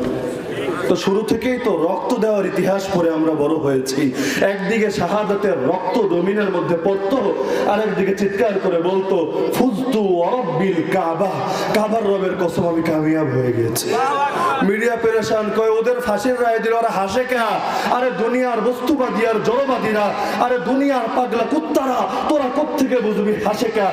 আরে যাকে তার রবের সঙ্গে মিলিত হওয়ার সুসংবাদ শোনানো হয়, আরে যাকে শাহাদাতের অগ্রিম আশ্বাস দেওয়া হয়, আরে যাকে জান্নাতের সবুজ পাখি হওয়ার স্বপ্ন দেখানো হয়, সে হাসি দমাবে কিভাবে? মৃত্যুর ভয় দেখিয়ে লাভ আছে? আরে বলে না আছে? আমাদের ইতিহাস তো খালি মরার ইতিহাস। কত মানুষ শুধু বলার কারণে মরেছে। মক্কার জীবনে তো জিহাদ ফরজ ছিল না? ছিল, ছিল। মক্কার জীবনে ইসলামে খেলাফা কায়েম ছিল, মক্কার জীবনে ইসলাম বিজয়ী ছিল। তারপর মক্কার জীবনে সাহাবীরা মরেন নাই। এমনকি শুধু পুরুষ না, নারীও মরেছেন। ইসলামের প্রথম শহীদ তো এক নারী, তাও যুবতী নারী না, বয়স্কা নারী, সুমাইয়া রাদিয়াল্লাহু আনহা, যার নাম। তার মানে ইতিহাসটাই তো মরার ইতিহাস। আরে মরার ভয় দেখিয়ে লাভটা কি? মরতেই চাই, মরতেই চাই, তবে আত্মহত্যার মরণ চাই না, গাড়ির তলে পড়ার মরণ চাই না, কুত্তা শুয়োরের মতো মরণ চাই না, আর মহিলাদের মতো বিছানার মরণ চাই না। আমরা তো রবের পথে শাহাদাত চাই। কেউ শাহাদাত না চাইলে তার ঈমান থাকবে? শাহাদাতরে ঘৃণা করলে ঈমান থাকবে? তো ওরা আমাদের কিসের ভয় দেখাবে? তা আল্লাহ রাসূলের সেই সাহাবী জবাব দিলেন। একইভাবে হাবিব রাদিয়াল্লাহু আনহু, তারও বলা হলো, কিরে আতাশহাদু আন্না মুহাম্মাদান রাসূলুল্লাহ, তুই কি সাক্ষ্য দিচ্ছিস যে মুহাম্মদ আল্লাহ রাসূল? সে বলল, আল্লাহর কসম আমি সাক্ষ্য দিচ্ছি মুহাম্মদ আল্লাহ রাসূল। তো ভালো কথা, তাহলে দ্বিতীয় ধাপে এবার বল, আতাশহাদু আন্নী রাসূলুল্লাহ, তুই কি এই কথার সাক্ষ্য দিবি যে আমি মুসাইলিমাও আল্লাহর নবী? সে বলে, আল্লাহর কসম কোনোদিনও এই সাক্ষ্য দেব না যে তুই মালাউন আল্লাহর নবী। নবীর পর কোন নবী আছে? আরে বলেন আছে? সেকুলার রাষ্ট্র আইন পাশ করুক বা না করুক, আমরা মুসলমানরা বলে যাব নবীর পর কোন নবী নাই। গোলাম আহমদ কাদিয়ানী একা না, ওর মতো আর কোটি কোটি মানব যদি দাঁড়িয়ে যায়, নিজেদেরকে নবী দাবি করে, সেকুলার রাষ্ট্র মানুক বা না মানুক, রক্তের শেষ বিন্দু পর্যন্ত আমরা ওদেরকে বলে যাব নবীর পর কাউকে নবী মানতে পারবো না। নবীর পর কেউ যদি নিজেকে নবী দাবি করে, তার একটাই শাস্তি, তার জাহান্নামে পৌঁছে দেওয়া হবে।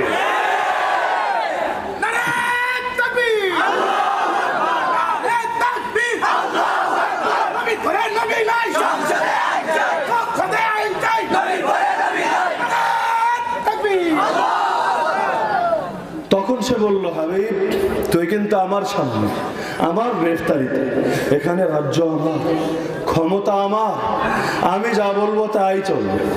দুনিয়ার পাগল ছাগলরা দুই পয়সার ক্ষমতা পেয়ে নিজেদেরকেই মালিক ভাবতে থাকে, অথচ ওরা ভুলে যায় আসল মালিক কে? এই জমিনের বাড়িওয়ালা কে? এই জমিনটা আল্লাহর বাড়ি। আরে তুমি আমার ঘরে এসেছো ভাড়া নিতে, আমি বাড়িওয়ালা, আমি যেভাবে বলবো সেভাবেই তোমার থাকা লাগবে। যেই কয় টাকা বলবো মাস শেষে সেই কয় টাকাই ভাড়া দেওয়া লাগবে। মন চাইলে থাকো, না মনে চাইলে বের হয়ে যাও, ভালোই ভালোই বের না হতে চাইলে ধাক্কা দিয়ে বের করে দেবে। এই জমিনটা কার বাড়ি? কার মালিকানা? জমিনের প্রতিটা ইঞ্চি ইঞ্চি মাটির মালিক কে? সে আল্লাহর কোন শরীক আছে? রাম আল্লাহর শরীক, কৃষ্ণ আল্লাহর শরীক, হনুমান আল্লাহর শরীক, গৌতম বুদ্ধ আল্লাহর শরীক, ট্রাম্প বা বাইডেন আল্লাহর শরীক, নেতানিয়াহু বা পুতিন আল্লাহর শরীক, নরেন্দ্র মোদী আল্লাহর শরীক? আমার আল্লাহর কোন শরীক আছে? জমিনের প্রতিটা ইঞ্চি ইঞ্চি মাটির মালিক যদি আল্লাহ হন, আমরা তো আল্লাহর গোলাম। আরে গোলাম তো গরিবের ঘরে থাকে, থেকে তার গোলামি করে, ঘরে না থাকলে গোলামি করবে কিভাবে? তোরা তো আল্লাহরই মানো না, আল্লাহর খেয়ে আল্লাহর পরে তার অস্তিত্বকে স্বীকার করো না। তোদেরকে কে অধিকার দিল আল্লাহর ঘরে থাকার? নিজেদেরকে দাবি করে রব। মানুষ তো ইবলিসরে গালি দেয়, অথচ আর ইবলিসের চাইতে বড় ইবলিস। ইবলিস কিন্তু আল্লাহর রব মানে কারে? আরে কারে? জান্নাত থেকে বের হওয়ার সময় বলে, রব্বি, হে আমার রব, তুমি আমার প্রভু, আমার প্রতিপালক, তোমার কাছে দোয়া করি এই আদমের কারণে যেহেতু বাইর করো, আমার এমন শক্তি দাও আর রগ রেশায় যেন চলতে পারি, ওরা যেন সব দিক থেকে বিভ্রান্ত করতে পারি। সুম্মা লাআতিয়ান্নাহুম মিন বাইনি আইদিহিম ওয়া মিন খালফিহিম ওয়া আন আইমানিহিম ওয়া আন শামাইলিহিম, সামনের দিক, পেছনের দিক, ডান দিক, বাম দিক, সব দিক দিয়ে যেন ধোঁকা দিতে পারি, এই তৌফিক তুমি দাও। তো দোয়া করে কার কাছে? আরে কার কাছে? ইবলিসকে নাস্তিক না আস্তিক? কিন্তু এখন বাংলাদেশেও নাস্তিক পাওয়া যায় কিনা? আরে বলেন, ইবলিস বড় না এরা বড়? ইবলিসের চাইতে বড় ইবলিসেরা। এমনকি কত জালেম আমরুদ করেছে, যেমন ফেরাউন করেছে, যেমন আসহাবুল উখদুদের সেই বাদশা করেছে, নিজেদেরকে দাবি করে রব, অথচ ইবলিস কিন্তু আল্লাহরে বলে রব। তাই ইবলিসের চাইতে বড় ইবলিস এরই না। তাহলে দেখা যায় না, দেখা সব দোষ ইবলিসের কাঁধে চাপায় লাভ নাই, দেখা যায় এগুলোর মধ্যে ইবলিসের চাইতে বড় ইবলিস আছে। অনেকে হজে গিয়ে যখন ওই যে পাথর মারে, সেখানে খুব জজবা চলে আসে, মাঝে মধ্যে দেখি ওই ভিডিও মাঝে মধ্যে ভাইরাল হয়, জোতা খুলে মারতে থাকে। আবার বড় একটা পাথর নিয়ে মারে, শয়তান সারা জীবন আমরা জ্বালাইছিস, আজকে তোরে দেখে ছাড়বো, এমন রাগ ঝাড়ে সেখানে গিয়ে। মানে কত ধরনের জিনিস যে মারে এটার হিসাব নাই, অথচ নিয়ম ছিল কঙ্কর মারা। কারণ বেচারা শয়তানটা দেখা যায় না, তাই এর উপর গরম ঝাড়ে, অথচ শয়তানের চাইতে বড় শয়তান যে নিজেদের মধ্যে থাকে এটা তো জানে না। শয়তান তো আদম আলাইহিস সালামের গালি দেয় না, দিয়েছে? আরে দিয়েছে। শুধু একটা বক্তব্য বলেছে, খালাকতানি মিন নার ওয়া খালাকতাহু মিন তিন, আমাকে বানিয়েছো আগুন থেকে, তাকে বানিয়েছো মাটি থেকে। আগুন থাকে উপরে, মাটি থাকে নিচে। অত ব্যাখ্যাও যায় নাই যে সুতরাং আদমের উচিত আমার সামনে নত হওয়া, আমার উচিত না তার সামনে নত হওয়া, অত ব্যাখ্যায় যায় নাই। শুধু একটা মৌলিক শব্দ বলেছে, আমারে আগুন দিয়া বানাইছো, আরে মাটি দিয়া বানাইছো, ব্যাস শেষ। আল্লাহ কয় উখরুজ মিনহা, এই মুহূর্তে বাইর হতো, তো থাকারই সুযোগ নেই। কারণ আল্লাহর মালিকানায় থাকতে হলে আল্লাহরে মেনে থাকতে হবে না না মেনে? আরে বলে না, আমার ঘরে ভাড়া থাকতে হলে আমার মেনে থাকতে হবে নাকি না মেনে? দুনিয়ার মধ্যে নাস্তিক যেগুলো আছে, দুনিয়ার মধ্যে আল্লাহ এবং তার রাসূলের দুশমন যেগুলো আছে, আমাদের মাঝে মধ্যে ডর দেখায়, কয় মোল্লার দল তো করে দেশ থেকে বের করে দিব, কয় না? আরে বলে না, কয় কি না? মাঝে মধ্যে যে ডর দেখায়, আবার মাঝে মধ্যে চিন্তায় পড়ি, এক একজন এক একটা কয়। কেউ কয় ঘাড় ভাঙবো, কেউ কয় হাত ভাঙবো, কেউ কয় জেলে ঢুকাইবো, কেউ কয় বঙ্গোপসাগরে ফেলবো, কেউ কয় বুড়িগঙ্গায় কেটে ভাসিয়ে দেবে। আমি চিন্তায় পড়ে যাই, একসঙ্গে এতগুলো কাজ তো করা সম্ভব না। যদি বঙ্গোপসাগরে ফেলে বুড়িগঙ্গা মাহরুম হয়ে যাবে, যদি বুড়িগঙ্গায় ফেলে যারা বঙ্গোপসাগরে ফেলতে চেয়েছিল তারা কষ্ট পাবে, পরে না জানি আমগরে নিয়ে দুই দলেই মারপিট লাগে। তো চিন্তা করি আর কি, যে বেচারারা ওই নোয়াখালীতে যেমন লেগেছে এখন লাগে নাই। তো মাঝে মধ্যে চিন্তা করি, দুই দল যদি দুই কাম করতে চায়, পরে আমাদের মোল্লা মানুষদের নিয়ে আবার যদি দুই দল লাগে যায় ওই বোর্ডে। আবার আমরা হুজুর মানুষ, অত ইংলিশ পারি না, আমগরে ইংলিশে ডর দেখায়, ওয়েলকাম টু গো পেয়ারা পাকিস্তান। এই বেটা, আমরা রক্ত দিলাম বাংলা ভাষার জন্য, তুই ইংলিশ কসকা। 21শে ফেব্রুয়ারি পালন করলাম আমরা বাংলারই এত ভালোবাসি, আন্তর্জাতিক মাতৃভাষা দিবস বানিয়ে ফেললাম, তোর মুখে ইংলিশ শোনার লাইগা। এখন ভেবেছে না হুজুর মানুষ, ইংলিশে কইলে মনে হয় বুঝবো না, কিন্তু ওরা জানে না হুজুররা এখন একটু একটু ইংলিশ পারে। পারবো না কে? হুজুররা তো জমিনের রাজা, রাজা না? বলে না, নবীরা এই জমিনে আল্লাহর খলিফা ছিলেন কি না?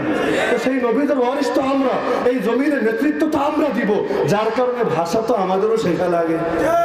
আমাদের কয় একবার কত করে পাকিস্তান পাঠায় দিব, আর একবার আমাদের শাইখ মুর্শিদ আলহামদ জুনায়েদ বাবু নগরীরে বললো এখন থেকে প্রায় 3 মাস আগে তোমারে ভিসা দিয়ে আফগানিস্তান পাঠিয়ে দেবো। এরপর আমি খালি ঘড়ি দেখি, কিরে দিন যায় ভিসা হয় না কেন? একদিন যায়, 2 দিন, 1 সপ্তাহ, 2 সপ্তাহ, মাস শেষ হয়ে 3 মাস হয়ে গেল। হাটাজারিতে যাই কয়বার যায়, খাদেমরা জিজ্ঞেস করি কি ও ভিসা টিসা আইসে নাকি? পাসপোর্টই আটকায় রাখছে, ভিসা দিব কোত্থেকে? পরে বুঝলাম আসলে বলদের দল শুধু ভয় দেখাতে চায়, আসলে কামের কাম কিচ্ছু না। তো এই যে খালি কলসি বাজে, বেশি খালি বাজায়, আম করে নাকি দেশেই থাকতে দিব না, ভাবটা এমন। দেশটা নাকি অগো বাপের, দেশ কি ওগো বাপের? দেশ কি ওদের বাপের? এই জমিন আল্লাহর, আল্লাহর জমিনে আল্লাহর গোলামরা থাকবে।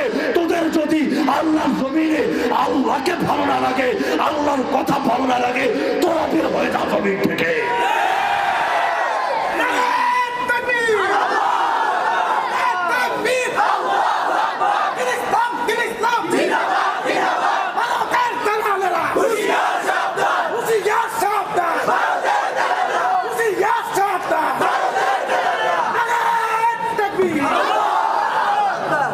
অনেকে ওদেরকে বলে তোরা আমাদের পাকিস্তান যাইতে বলো, তোরা চলে যা ভারত, বলে না অনেকে?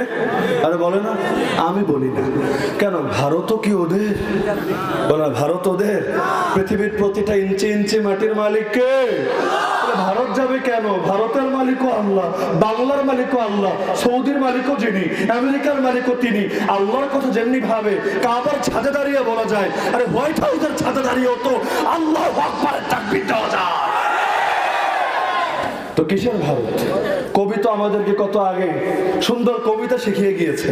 মুসলিম উম্মার জাতীয় সঙ্গীত, চীন ও আরব হামারা, হিন্দুস্তান হামারা, মুসলিম হে হাম ওয়াতন হে, সারা জাহাঁ হামারা, আর সিন লানা ওয়াল আরব লানা ওয়াল হিন্দু লানা ওয়াল কুল্লু লানা, আযহাল ইসলাম লানা দীনা ওয়া জামিউল কাউন লানা ওয়াতানা, তাওহীদ কি আমানত सीनों में है हमारे, आशा नहीं मिटाना नाम ও নিশা हमारा।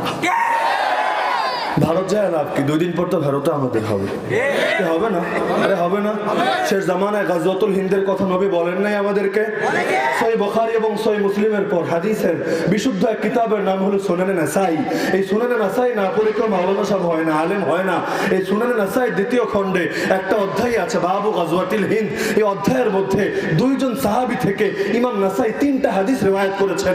এক সাহাবীর নাম সাওবান, আরেক সাহাবীর নাম আবু হুরায়রা। উভয় হাদিসের মান সহি হাসান পর্যায়ে। তো এই উভয় হাদিস থেকে প্রমাণিত এই জামানায় এই হিন্দুস্তানের মধ্যে একটা গাজওয়া হবে, একটা ভয়াবহ যুদ্ধ হবে। এমনকি আবু হুরায়রা রাদিয়াল্লাহু আনহু বলেন, ওয়া'দানা রাসূলুল্লাহ গাজওয়াতুল হিন্দ ফাইন আদরাকতুহা উনফিক ফিহা নাফসি ওয়া মালি। আরে আল্লাহ রাসূল ওয়াদা দিয়েছেন গাজওয়াতুল হিন্দ হবেই হবে, কেউ ঠেকাতে পারবে না। নবী বলেন আমাদের ওয়াদা দিয়েছেন হবেই হবে। সুতরাং আমি আবু হুরায়রা বড় মুহাদ্দিস হতে পারি, বড় বুজুর্গ হতে পারি, বড় আলেম হতে পারি, কিন্তু গাজওয়াতুল হিন্দ যদি আমি পেয়ে যাই, ফাইন আদরাকতুহা, যদি পেয়ে যাই, উনফিক ফিহা নাফসি ওয়া মালি, আমার জান মাল নিয়ে মসজিদে পড়ে থাকবো না, মাদ্রাসায় পড়ে থাকবো না, হাদিসের টেবিলে পড়ে থাকবো না, জান মাল সব সেখানে ব্যয় করবো। তাহলে ওদের যাওয়ার সুযোগ আছে সেখানে? অনেকে বলে গাজওয়াতুল হিন্দে ডাক আসলে তারপর উম্মাত জাগবে। আরে গাজওয়াতুল হিন্দ কারে কয়?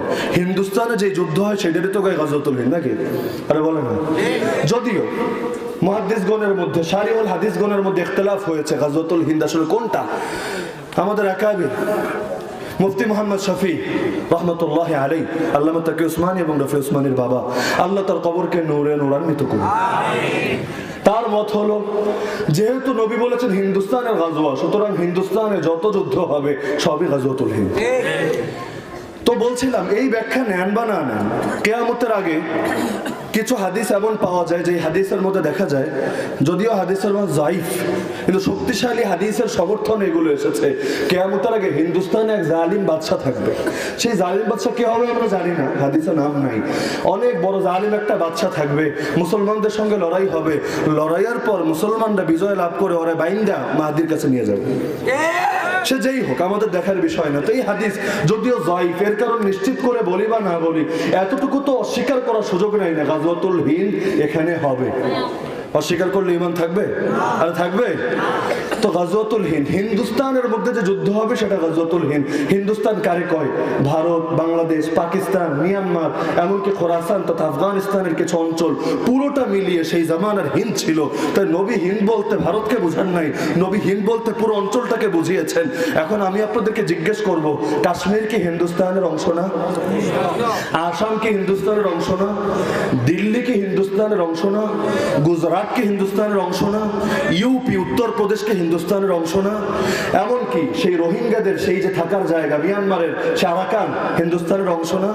তাহলে এখানে যে যুদ্ধগুলো হয় এবং হচ্ছে, এমনকি 100 বছর পর্যন্ত দীর্ঘ হচ্ছে, আল্লাহই ভালো জানেন দীর্ঘ হতে হতে এটা সেই মাহদি আসা পর্যন্ত চলে কিনা এবং এর দ্বারা মুসলমানদের চূড়ান্ত বিজয় আসে কিনা আমরা জানি না, গায়েবের বিষয়, আল্লাহ ভালো জানেন। কিন্তু একদিন যে বিজয় আসবে এটা তো সুনিশ্চিত। তাহলে ওদেরকে সেখানে যেতে বলে লাভ আছে?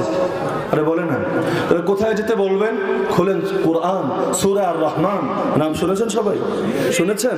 আমার রব 1450 বছর আগে ওদেরকে চ্যালেঞ্জ দিয়েছেন, ইয়া মাশারাল জিন্নি ওয়াল ইনস, হে জিন জাতি আর মানুষ জাতি, শোন তোরা, ইনিস্তাতাতুম, যদি তোকে এত পাওয়ার থাকে, এত ক্ষমতা থাকে, এত হেডম থাকে, এত শক্তি আর সামর্থ্য থাকে, আনতাম ফুদু মিন আকতারিস সামাওয়াতি ওয়াল আরদ ফানফুদু, যেই শক্তি দিয়ে তোরা আসমান আর জমিনের বর্ডার ক্রস করে বাইরে যেতে পারবি, আছে এই শক্তি কারো? আরে আছে। আমার আল্লাহ বলেন চ্যালেঞ্জ দিলাম, জিন হওয়ার মানুষ হও, যদি আসমান জমিন ছেড়ে বাইরে যেতে পারো, ফানফুদু, যাও ভাগো এখান থেকে, তোমাদেরকে আমি আল্লাহ থাকতে বাধ্য করি নাই। থাকতে হলে গোলামি করে থাকতে হবে, ভালো না লাগলে বের হয়ে যাও। তা আমাদেরকে কেউ তাড়াতে বললে তার মুখের সামনে গিয়ে এই বাক্যটা শোনাবেন, আরবি পারলে আয়াতটা শুনিয়ে দিবেন, আরবি না পারলে বলবেন দেখ আল্লাহ তোগুরে চ্যালেঞ্জ দিচ্ছে, তোগো এত ক্ষমতা নাই, এত নাকি তোদের বিজ্ঞানের শক্তি, টেকনোলজির শক্তি, তোরা নাকি মঙ্গলে চলে যাও, সাদে চলে যাও, তাহলে জমিন থেকে বাইরে হয়ে চলে যা, তোরা জমিন বানায় না তোদের বিজ্ঞান দিয়ে, আমরা তো না করি নাই। আইনস্টাইনকে ডাক, কবর থেকে তুলে আন, কারে কারে পারবি আন, এনে তোরা জমিন থেকে বাইরে গিয়ে আরেক জমিন বানা। এই জমিন তো আল্লাহর, আল্লাহর জমিনে বসে আল্লাহর বিরুদ্ধে কথা বলবি, এটা তো মানতে পারবো না। হ্যাঁ, জমিন থেকে বাইরে যাইতে যদি তোদের কষ্ট হয় আমাদের বল, টেহা না থাকলে বল, আমরা এই এলাকার লোকেরা, এটার নাম কি তেতলি, তেতলির মুসল্লিরা যারা আছে, আমরা চান্দা করে তোগুলো টাকা দিয়ে দিই। যদি গাড়ি না পাও তাও বলবি, দরকার হলে সিলেট শহর থেকে গাড়ি ভাড়া করে নিয়ে আসো। আর যদি লোক লাগে তাও বলবো, আমরা সবাই মিলে গাড়ি বস্তা যা আছে সব ট্রাকে উঠায় দেব, প্রয়োজনে বর্ডার পর্যন্ত দিয়ে আসবো, কিন্তু আল্লাহর চ্যালেঞ্জটা গ্রহণ করে দেখাও, জমিন ছাড়ো।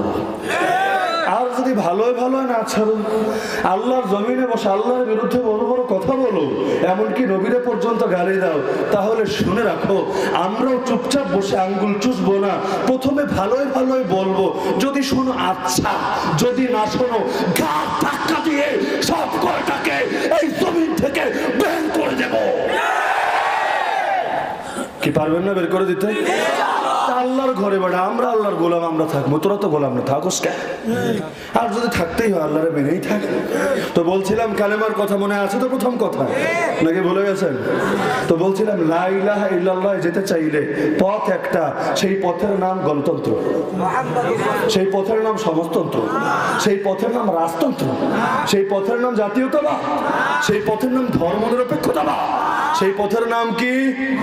মুহাম্মদুর রাসূলুল্লাহ সাল্লাল্লাহু আলাইহি ওয়াসাল্লাম। জীবনের সব ক্ষেত্রে আদর্শ পুরুষ হিসাবে এই একটা মানুষই আমাদের জন্য যথেষ্ট। তো এই গেল এক পার্ট, মুহাম্মদুর রাসূলুল্লাহ। শেষাংশ, আগের অংশে কয় ভাগ মনে আছে তো সবার? কয় ভাগ? কয় ভাগ? এক হলো লা ইলাহা, আর এক হলো ইল্লাল্লাহ। লা ইলাহা ইল্লাল্লাহ, লা ইলাহা মানে হলো কোন তাগুতের মানি না। সূরাতুল বাকারা আয়াত নম্বর 256, অর্থাৎ আয়াতুল কুরসির পরের আয়াত, 3 নম্বর পারার প্রথম পৃষ্ঠা সর্বশেষ আয়াত। আমার আল্লাহ বলেন ফামান ইয়াকফুর বিত-তাগুত ওয়া ইউমিন বিল্লাহ ফাকাদ ইসতামসাকা বিল উরওয়াতিল উসকা। قال الإمام ابن عباس رضي الله عنه هذا هو تفسير ومعنى لا إله إلا الله।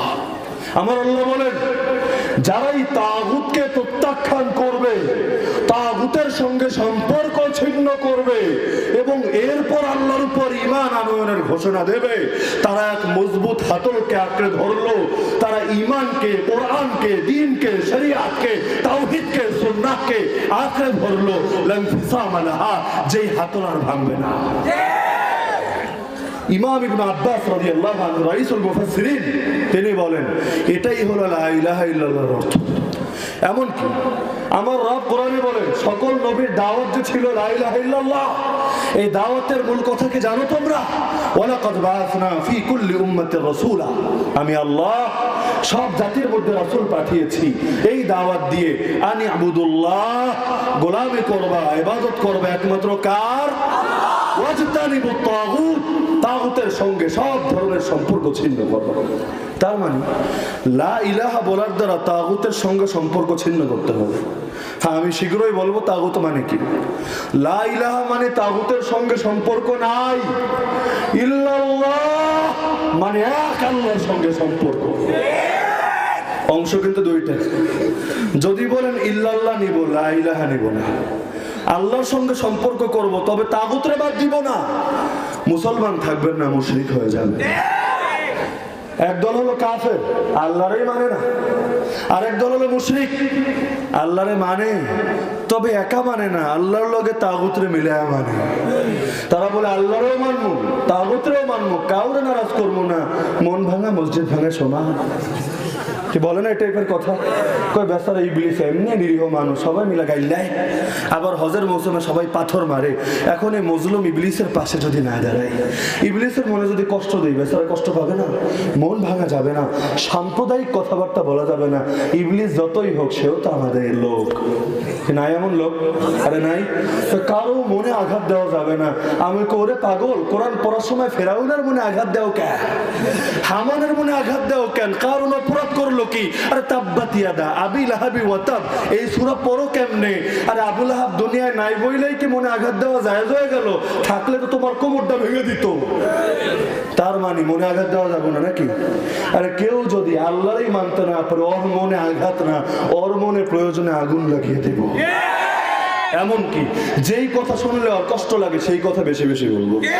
বলেন কি হবে? আরে কোরআনে এসেছে এমন যত পদক্ষেপ, ওয়ালা ইয়াতাউনা মাউতিআই ইয়াগিজুল কুফার, এমন যত পদক্ষেপ গ্রহণ করবেন, যেই পদক্ষেপের দ্বারা কাফেররা রাগান্বিত হবে, কাফেরদের ভিতরে ক্ষোভ জাগবে, কাফেরদের ভিতরে ক্রোধ সঞ্চার হবে। আমার আল্লাহ বলেন ইল্লা কুতিবা লাহুম বিহি আমালুন সালিহ, এর দ্বারা তোমাদের আমলনামায় নেক আমল লেখা হবে। এমনকি আমার আল্লাহ কোরআনের মধ্যে সূরাতুল ফাতহের সর্বশেষ আয়াতে বলেন মুহাম্মাদুর রাসূলুল্লাহ ওয়াল্লাযীনা মা, আল্লাহ রাসূল মুহাম্মদ এবং তার সাহাবীদের অনেক বৈশিষ্ট্য বলার পর শেষে গিয়ে বলেন এর একটা কারণ লিয়াগীযা বিহিমুল কুফার, তাদের দ্বারা কাফেরদের অন্তরে আগুন জ্বলবে। এমনকি আমার রব শিখিয়েছেন কি জানেন? কোনো কথা হকের কথা বললে যদি কষ্ট পায়, পায় না? আরে পায় না? সুদের বয়ান করলে যে এটা সুদ খায়, ওর কষ্ট লাগে কি না? এমনকি সারা বছর মসজিদের ইমাম সাহেব ভালা, যেদিন হুজুর সুদের বিরুদ্ধে বয়ান করবো, গো হুজুর আপনার তো আর ভালো লাগে না, আগে ভাবছিলাম ভালো মানুষ, তাই বললে আমারই গালি দিবেন। তোমার গালি দিলাম কখন? বলবে আরে তুমি তো সুদের বিরুদ্ধে বলেছো, সুদ তো আমি খাই, তার মানে গালিটা তো আমার কাছেই আসলো। এমন মানুষ নাই?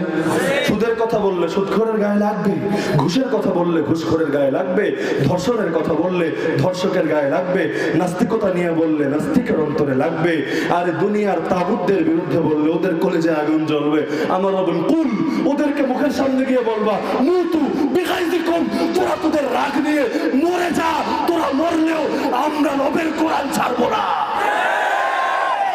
তোদের কষ্ট লাগলো না মিষ্টি লাগলো দেখার বিষয়, আমরা আমাদের রক্তের শেষ বিন্দু পর্যন্ত আল্লাহর কথা বলবো বলবো বলবো, বলতে বলতে কালেমা পড়ে দুনিয়া থেকে বিদায় নিয়ে নিব। জান দিব তো ঈমান দিব না। আফদলুল জিহাদি কালিমাতু হাক্কিন ইনদা সুলতানিন জায়ের, আমার রব বলেন সর্বোত্তম জিহাদ জালেম বাদশার সামনে হক কথা বলা। মনে আছে তো হাবিব রাদিয়াল্লাহু আনহুর ঘটনা? ওই যে কালেমা পড়াতে চাচ্ছে, তুই এটা মানুষ নেই, আমি মুসাইলিমা আল্লাহর নবী। কয় বেডারে পাগলা, আল্লাহর কসম তোরে কোনোদিন নবী মানবো না, তাইলে কিন্তু তোরে সাইজ করে দিব। যা মনে চাই কর, লাভ নেই। ফেরাউনের জাদুঘরদের ঘটনা তো সবাই জানেন। মুসা আলাইহিস সালামের সামনে জাদুঘর এনেছিল, জাদু দেখাবে, সাপ বানিয়েছিল জাদু দিয়ে। তো ওই জাদুঘররা যখন ঈমান আনলো, ফেরাউন হুমকি দিয়েছিল, কই এমন মাইর মারমু ওয়ালা তা'লামুন্না আইয়ুনা আশাদ্দু আযাবা ওয়া আবকা, শীঘ্রই টের পাবে আল্লাহ বেশি কঠিন আযাব দেয় না আমি ফেরাউন বেশি আযাব দেই। এরা জবাব দিয়েছিল ফেরাউন যা মনে চাই কর, কিন্তু শোন ইন্নামা তাকদি হাদিহিল হায়াতাদ দুনিয়া, তুই তো দুনিয়ার ক্ষতি করতে পারবে, আখিরাতে তোর কোনো ক্ষমতা চলবে না। তো মারতে চাইলে মার, কাটতে চাইলে কাট, শুলিতে চড়াবে বলেছে চড়া, কোনো আপত্তি নাই। নও মুসলিম হয়ে এমন জবাব দিয়েছেন যেটা আমার আপনার মতো ওল্ড মুসলিমরাও দিতে পারি না। একটা হুমকি মারলে ময়দান খালি হয় না? বলে না হয় না? অথচ নও মুসলিম ফেরাউন এত বড় হুমকি দেয়, কোনো কাম হয় না। এমনকি আসহাবুল উখদুদ সূরাতুল বুরুজের মধ্যে আল্লাহ যাদের ঘটনা উল্লেখ করেছেন সহিহ মুসলিমের মধ্যে বিশাল হাদিসে যাদের পুরো ডিটেইল এসেছে, সেখানেও দেখা যায় এক বাচ্চাকে দেখে, এক বাচ্চার শাহাদাতকে দেখে সবাই কালেমা পড়লো। বাদশা বললো সব বীরে ধরে আগুনে ফেলা, একে একে সবাইকে ফেলা হচ্ছে, একজনও ঈমান ছাড়ছে না। শেষে এক মহিলার সিরিয়াল আসলো, কোলের মধ্যে দুধের বাচ্চা। এখন বলা হলো এবার এরা আগুনে ফেল। এখন মহিলা একবার তাকায় আগুনের দিকে, একবার তাকায় কোলের বাচ্চার দিকে, নিজেকে নিয়ে পেরেশান না, কিন্তু ভেবেই পাচ্ছে না এই বাচ্চাটার কি অপরাধ। তো ছেলের মুখের দিকে তাকিয়ে একটু দোদুল্যমান, একটু বিচলিত হয়ে যাচ্ছে। আমার রবের কুদরত জাহির হয়ে গেল, বাচ্চার জবান খুলে গেল। বাচ্চা বলতে লাগলো, বলবেন বাচ্চার জবান কেমনে খুলে? আল্লাহ পারেন না? আল্লাহ পারেন না? সহি মুসলিমের হাদিস, যেহেতু সন্দেহ করার অবকাশ নাই, হাদিসের মান সহি। আরে বাচ্চা তো পরের কথা, কোরআনেও তো এসেছে নবী ঈসা কোলে বসেই কথা বলেছেন। আরে বাচ্চা রাখেন, কিয়ামতের আগে ঈসা আলাইহিস সালাম এসে দাজ্জালকে যখন হত্যা করবেন, তারপর দাজ্জালের ব্যাটালিয়নের যত সদস্য আছে ওরা কেউ গিয়ে পাথরের পেছনে লুকাবে, কেউ গিয়ে গাছের পেছনে লুকাবে। সেই হাদিসে এসেছে সেই সময় গাছ আর পাথরের জবান আল্লাহ বলে দিবেন। সেই গাছ আর পাথর ডেকে ডেকে বলবে, ওই মুসলমান কোথায় আছো, এদিকে আসো, আমার পেছনে আল্লাহর একটা দুশমন লুকিয়ে আছে, ওকে ধরো আর ধরে ধরে জবাই করো। সেই সময় এই কথা বলে লাভ নেই, কি পাথর দিয়েও কি জঙ্গি হয়ে গেল নাকি? গাছও দেখি সাম্প্রদায়িক উস্কানিমূলক বক্তব্য দেয়, এই কথা বলে লাভ আছে? আরে আছে তো। সেই ছোট বাচ্চার জবান আল্লাহ জারি করে দিলেন। বাচ্চা বলতে লাগলো, না ভয় পেও না, তুমি যেটাকে দেখছো আগুনের টুকরা, আরে মা এটা আগুনের টুকরা না, এটা জান্নাতের একটা বাগান। ও মা দেরি কেন, জলদি ঝাঁপ দাও, রবের জান্নাতে গিয়ে পৌঁছে যাও। এই কথা শোনার পর এক মুহূর্ত দেরি করলো না, সঙ্গে সঙ্গে ঝাঁপ দিল। তা হাবিব রাদিয়াল্লাহু আনহু শাস্তি দেওয়া শুরু করলো, এবারে তোরে মারমু। মারলে মার, কোনো ভয় নেই। আর এক সাহাবীরে বন্দী করেছিল মুশরিকরা। বন্দী করার পর তিনি ছিলেন সেনাপতি। কারণ সেনাপতি যদি একটা নিজের দলে ভিড়াতে পারে, ভালো না? একটা সেনাপতি গড়তে কত সাধারণ। আর মুসলমান সেনাপতিরা তো বীর, ওরা তো ভীরু, ওরা ময়দানে আসে বাঁচার জন্য, টেহার জন্য। আমরা তো ময়দানে যাই মরার জন্য। আমাদের মতো সাহসী ওরা পাবে কোথায়? তো এখন তারে বারবার বলে, তুই খ্রিস্টান হয়, ইসলাম ছাড়, তোরে আমার সেনাপতি বানায় দিল। যা লাগে সব পাবি, বেডি লাগবে বেডি দিয়ে দিল, টেহা লাগবে টেহাও দিল, কত কিছু চাও, যা চাও সব দিয়ে দিল। সে বলে না, কোনো কিছুতে কাজ হবে না, ইমান ছাড়বো। এবার বাদশা আদেশ দিল, বড় একটা কড়াই বসাও, কড়াইয়ে তেল ঢালো, আগুন জ্বালাও, তেলরে ফুটাও। যখন সেই তেল টকবক করে ফুটতে লাগলো, তার দুই সঙ্গীকে নিয়ে তার চোখের সামনে তেলের মধ্যে ঢেলে দিল। বলা সহজ, একটা বার সেই দৃশ্যটা কল্পনা করে দেখেন। একজন মানুষ তেলের মধ্যে টকবক উত্তপ্ত তেলের মধ্যে ফ্রাই হচ্ছে, সেই সময় সে কি বলে চিৎকার করেছিল, একটা বার মনের কানটা দিয়ে শোনার চেষ্টা করে। চোখের সামনে দৃশ্য। এরপর যখন দেখে না এত মন নরম হয় না, বাদশা আদেশ দিল, ওরেও ধরো, ওরেও নিয়ে আগুনে ফেলে দাও। তাকে ধরে নিয়ে যাওয়া হচ্ছে সেই টকবকে তেলের সামনে। বাদশা লক্ষ্য করছে চেহারায় কোনো পরিবর্তন আসে কিনা, ভাবের মধ্যে কোনো পরিবর্তন আসে কিনা। যখন তাকে সেই ডেকচির সামনে নিয়ে হাজির করালো, আল্লাহর বান্দার দুই চোখ থেকে পানি ঝরছে। বাদশা ভাবলো কাজ হয়েছে, লোভে কাজ হয় নাই, কিন্তু প্রাণের ভয়ে কাজ হয়েছে। এখন ঈমান ছেড়ে দিবে। বলল, গো সেনাপতি, যেই অফার তোমাকে দিয়েছিলাম এখনো বলবৎ আছে, ঈমান ছাড়ো, তোমাকে আমার সেনাপতি বানিয়ে দেব। তিনি জবাব দিলেন, ওই বেটা জালেম, তুই কি এটা ভেবেছিস আমি মৃত্যুর ভয়ে কাঁদছি? আরে মুসলমান তো মৃত্যুর ভয়ে কাঁদে না, আমি তো এজন্য কাঁদছি মাত্র একটা প্রাণ আল্লাহর পথে শহীদ করতে পারছি। আরে আমার গায়ে যেই কয়টা পশম আছে, এই পরিমাণ প্রাণ যদি আমার থাকতো আর প্রত্যেকটা প্রাণ আল্লাহর পথে কোরবান করাতে পারতাম, তাহলে না কিয়ামতের দিন কোনো কিছু নিয়ে আল্লাহর সামনে হাজির হতে পারতাম। এমনকি সহিহ হাদিসে নবী জানিয়েছেন, যারাই একবার জান্নাতে যাবে, যত লোক দেখানো হোক দুনিয়ায় ফিরতে চাইবে না, একমাত্র শহীদ আল্লাহরে বলবে, আল্লাহ একবার না 10 বার দুনিয়ায় পাঠাও। শাহাদাতের কি মর্যাদা, লিমা ইয়ারা মিনাল কারামা, এর কি সম্মান, এর কি মর্যাদা নিজের চোখে দেখেছি। আল্লাহ আরেকটা বার প্রাণ দাও, আরেকটা বার শহীদ হওয়ার তৌফিক দাও। আজকাল তো মানুষ শাহাদাতের দোয়া করতেও ডরায়, ডরায় না? মিথ্যা কথা বলছি, অন্তরে কষ্ট দিচ্ছি? আমরা সবাই ডরাই শাহাদাতের দোয়া করতে। যদি বলি ভাই দোয়া করেন না কেন, বলবো হুজুর দোয়া করতে সমস্যা নেই, কিন্তু যদি লাইগা যায় বুঝেন না কি হইল, দোয়া করলাম কবুল হইলে তো শেষ, তো এই কারণে দোয়া করে না, দোয়া ভুলে গেছে। অথচ সহিহ বুখারীর মধ্যে ইমাম বুখারী রাহমাতুল্লাহি আলাইহি কিতাবুল জিহাদের একটা জামাতুল বাবে লেখেন, ওয়াকালা উমর আল্লাহুম্মা রযুকনি শাহাদাতান ফি সাবিলিক। আল্লাহর খলিফা, আল্লাহ রাসূলের খলিফা ওমর রাদিয়াল্লাহু আনহু দোয়া করতেন, এমনকি অনেক বর্ণনায় দেখা যায় প্রত্যেক নামাজের পরে দোয়া করতেন, আয় আল্লাহ আমাকে আপনার পথে শাহাদাত দান করুন। আমাদের এক আকাবির ছিলেন শাইখুত তাফসীর আল্লামা আহমদ আলী লাহোরী রাহমাতুল্লাহি আলাইহি, আল্লাহ তার শাহাদাতকে কবুল করুন, আল্লাহ তার কবরকে নূরে নূরান্বিত করুন। তো আল্লামা আহমদ আলী লাহোরী রাহমাতুল্লাহি আলাইহি ব্রিটিশ বিরোধী জিহাদের অন্যতম একজন কাণ্ডারি ছিলেন। একবার গ্রেফতার হয়ে গেলেন জালেমদের হাতে, খ্রিস্টানদের হাতে। সেই ব্রিটিশ বাহিনী এক দ্বীপের মধ্যে তাকে নির্বাসনে পাঠালো। আল্লাহর বান্দাকে বরফ দিয়ে শাস্তি দেওয়া হলো। ইব্রাহিম আলাইহিস সালামকে দেওয়া হয়েছিল আগুনের শাস্তি, বেলালকে দেওয়া হয়েছিল গরমের শাস্তি, আল্লাহর এই বান্দারে দেওয়া হলো ঠান্ডার শাস্তি। বরফের মধ্যে কতক্ষণ থাকা যায়? ডিপ ফ্রিজে হাত ঢুকিয়ে 1 ঘন্টা থাকতে পারবেন? আধা ঘন্টা থাকতে পারবেন? 10 মিনিট? আরে 5 মিনিট থাকলেই দেখবেন হাত এমন হ্যাং হওয়া হয়েছে, রিফ্রেশ দূরের কথা, রিস্টার্ট মারলেও আর কাম হয় না, ডিভাইসের পাওয়ারই শেষ। তো বেলার পর বেলা তাকে বরফের উপর ফেলে রেখেছে, উপরেও বরফের চাপা, নিচেও বরফ। কতক্ষণ আর টিকতে পারে আল্লাহর বান্দা? এক পর্যায়ে চোখ দুটো বন্ধ হয়ে গেল। সবাই ভাবলো মোল্লা বিদায় হয়েছে, মোল্লা পটল তুলেছে, দুনিয়া থেকে মরেছে। অফিসারকে আদেশ দিল, স্যার করবো কি? মোল্লার লাশটা এখান থেকে বের করে এক কোনায় নিয়ে ফেলে রাখ, সেখানে পচে গেলে মরুক, এত দাফন কাফনের সময় নাই। লাশ বের করে এক কোনায় নিয়ে নিক্ষেপ করে ফেলে রাখলো। কয়েক বেলা যাওয়ার পর আল্লাহর বান্দা 2 চোখ খুলল। খবর পৌঁছে গেল ব্রিটিশ অফিসারের কাছে, মোল্লা তো মরে নাই, মোল্লা এখনো জিন্দা। অফিসার ছুটে আসলো, কি ব্যাপার, এত শাস্তির পরও কেমনে জিন্দা থাকে? এসে দেখে না, মুমূর্ষু হয়ে পড়ে আছে, কোন রকম প্রাণটা আছে, 2 চোখ খোলা।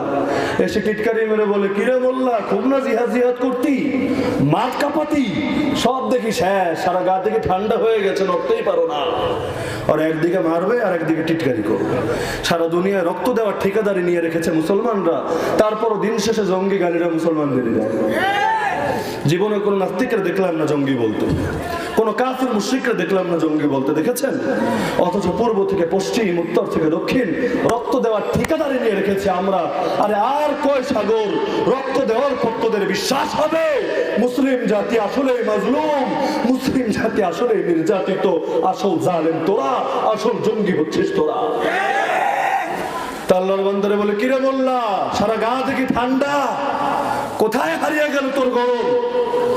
আল্লাহর বান্দা আল্লাহ মাহমুদ আলী লাহোরী রাহমাতুল্লাহি আলাইহি, আমাদের পূর্বপুরুষ, আমাদের আকাবির, উলাইকা আবাই ফাজিনি বিমিসলিহিম ইজা জামাআতনা ইয়া জারিরুল মাজামিউ।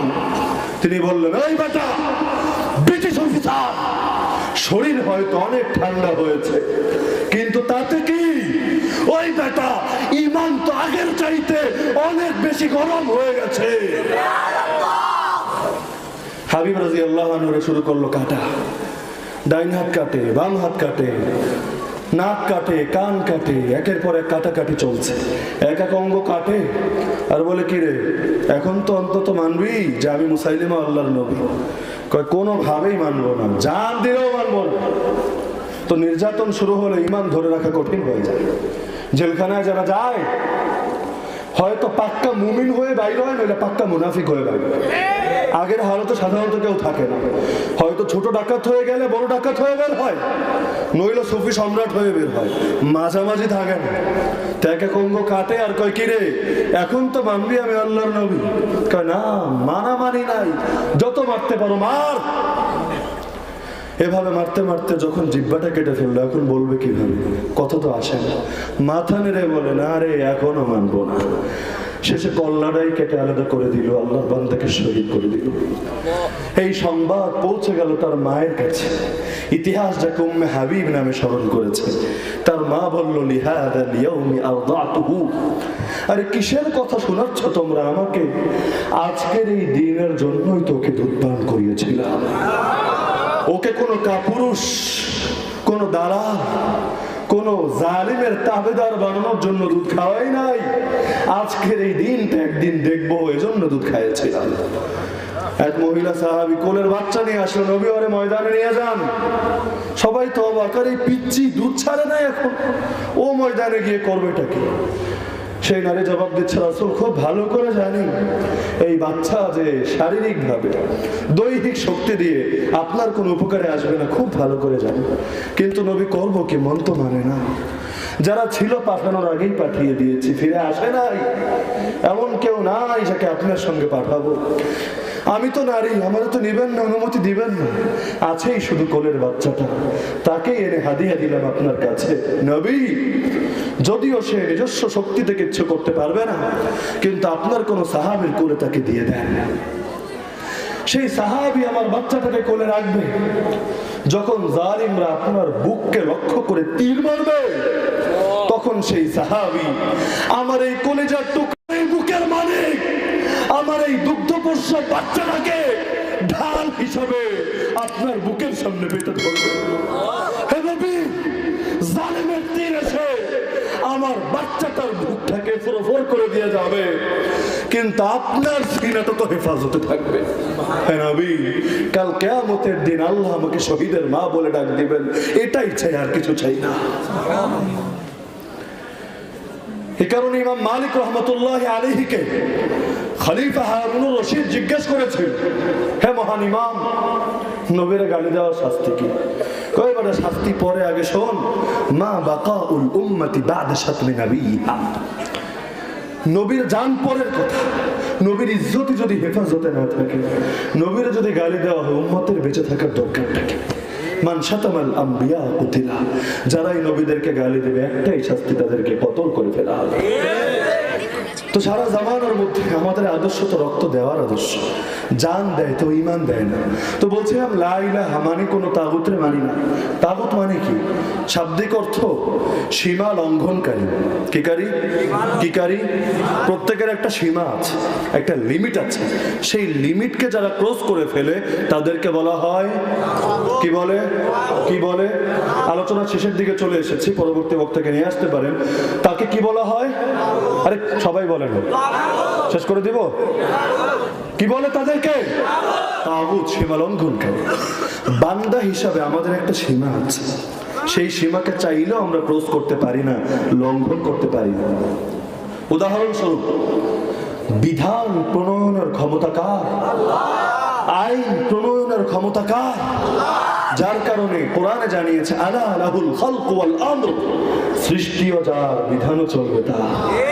ইনিল হুকমু ইল্লা লিল্লাহ, তাওহীদের গুরুত্বপূর্ণ একটা অধ্যায়। একমাত্র আল্লাহরই অধিকারে আছে বিধান প্রণয়ন করা।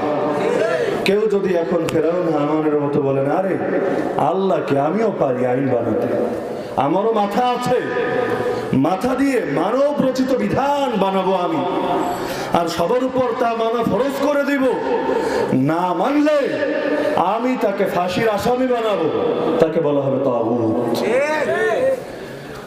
একইভাবে গায়েব জানেন একমাত্র কে? কেউ যদি নিজের ব্যাপারে দাবি করে আমি গায়েব জানি, সেও তাগুত। ইবাদত হয় একমাত্র কার? কেউ যদি বলে না রে ইবাদত করবি আমার সামনে এসে সেজদা দিবি, আমার উদ্দেশ্যে নামাজ পড়বি, মান উবিদা মিন দুনিল্লাহ ওয়া হুয়া রাযিন, আল্লাহরে বাদ দিয়ে তার ইবাদত করা হয়, সেও খুশি, সে চায় এটা, সেও তাগুত। উদাহরণ দিতে চাইলে রাত শেষ হবে, তাগুতের উদাহরণ শেষ হবে না। উদাহরণস্বরূপ শয়তানও তাগুত, কারণ সে বান্দা হয়েও তার লিমিটকে ক্রস করেছে। নফস তাগুত, আল্লাহর বিধানকে বাদ দিয়ে যারা নিজেরা বিধান বানায় বা কাফের মুশরিকদের বিধান বাস্তবায়ন করে, ওরাও তাগুত। তো লা ইলাহা মানে কোন তাগুত রে মানি? সবাই রে মানি? আরে বলেন লা ইলাহা মানে কি? কোন তাগুতকে মানি না। সেই তাগুত ফেরাউন হলেও মানি না, সেই তাগুত নমরুদ হলেও মানি না, সেই তাগুত হামান হলেও মানি না, সেই তাগুত আজর হলেও মানি না, সেই তাগুত আবু জাহাল হলেও মানি না, সেই তাগুত আবু সুফিয়ান হলেও মানি না, সেই তাগুত আবু লাহাব হলেও মানি না, সেই তাগুত দারুন নজর সূরাতে আসলে তাও মানি না, সেই তাগুত আব্দুল্লাহ বিন উবাই বিন সালুলের সূরাতে আসলে তাও মানি না। আরে কিয়ামত পর্যন্ত যত তাগুত আসবে, সে আবু জাহাল আবু লাহাবের যত প্রেতাত্মা আসবে, কাউকে মানি না, ইল্লাল্লাহ, এক আল্লাহকে মানি। তো যে লা ইলাহা ইল্লাল্লাহ সে আল্লাহর গোলামি করবে না পুতিনের গোলামি করবে? আল্লাহর গোলামি করবে না নেতানিয়াহুর গোলামি করবে? আল্লাহর গোলামি করবে না জো বাইডেনের পূজা করবে? আজকাল তো শুরু হয়েছে আজিবাজি পূজা। মনে একটা কষ্ট দেব সবার। আজকে হলো 23 তারিখ। 2 দিন আগে এই দেশে আমরা নতুন এক ধরনের পূজার সঙ্গে পরিচিত হলাম, যেই পূজার নাম হলো খাম্বা পূজা।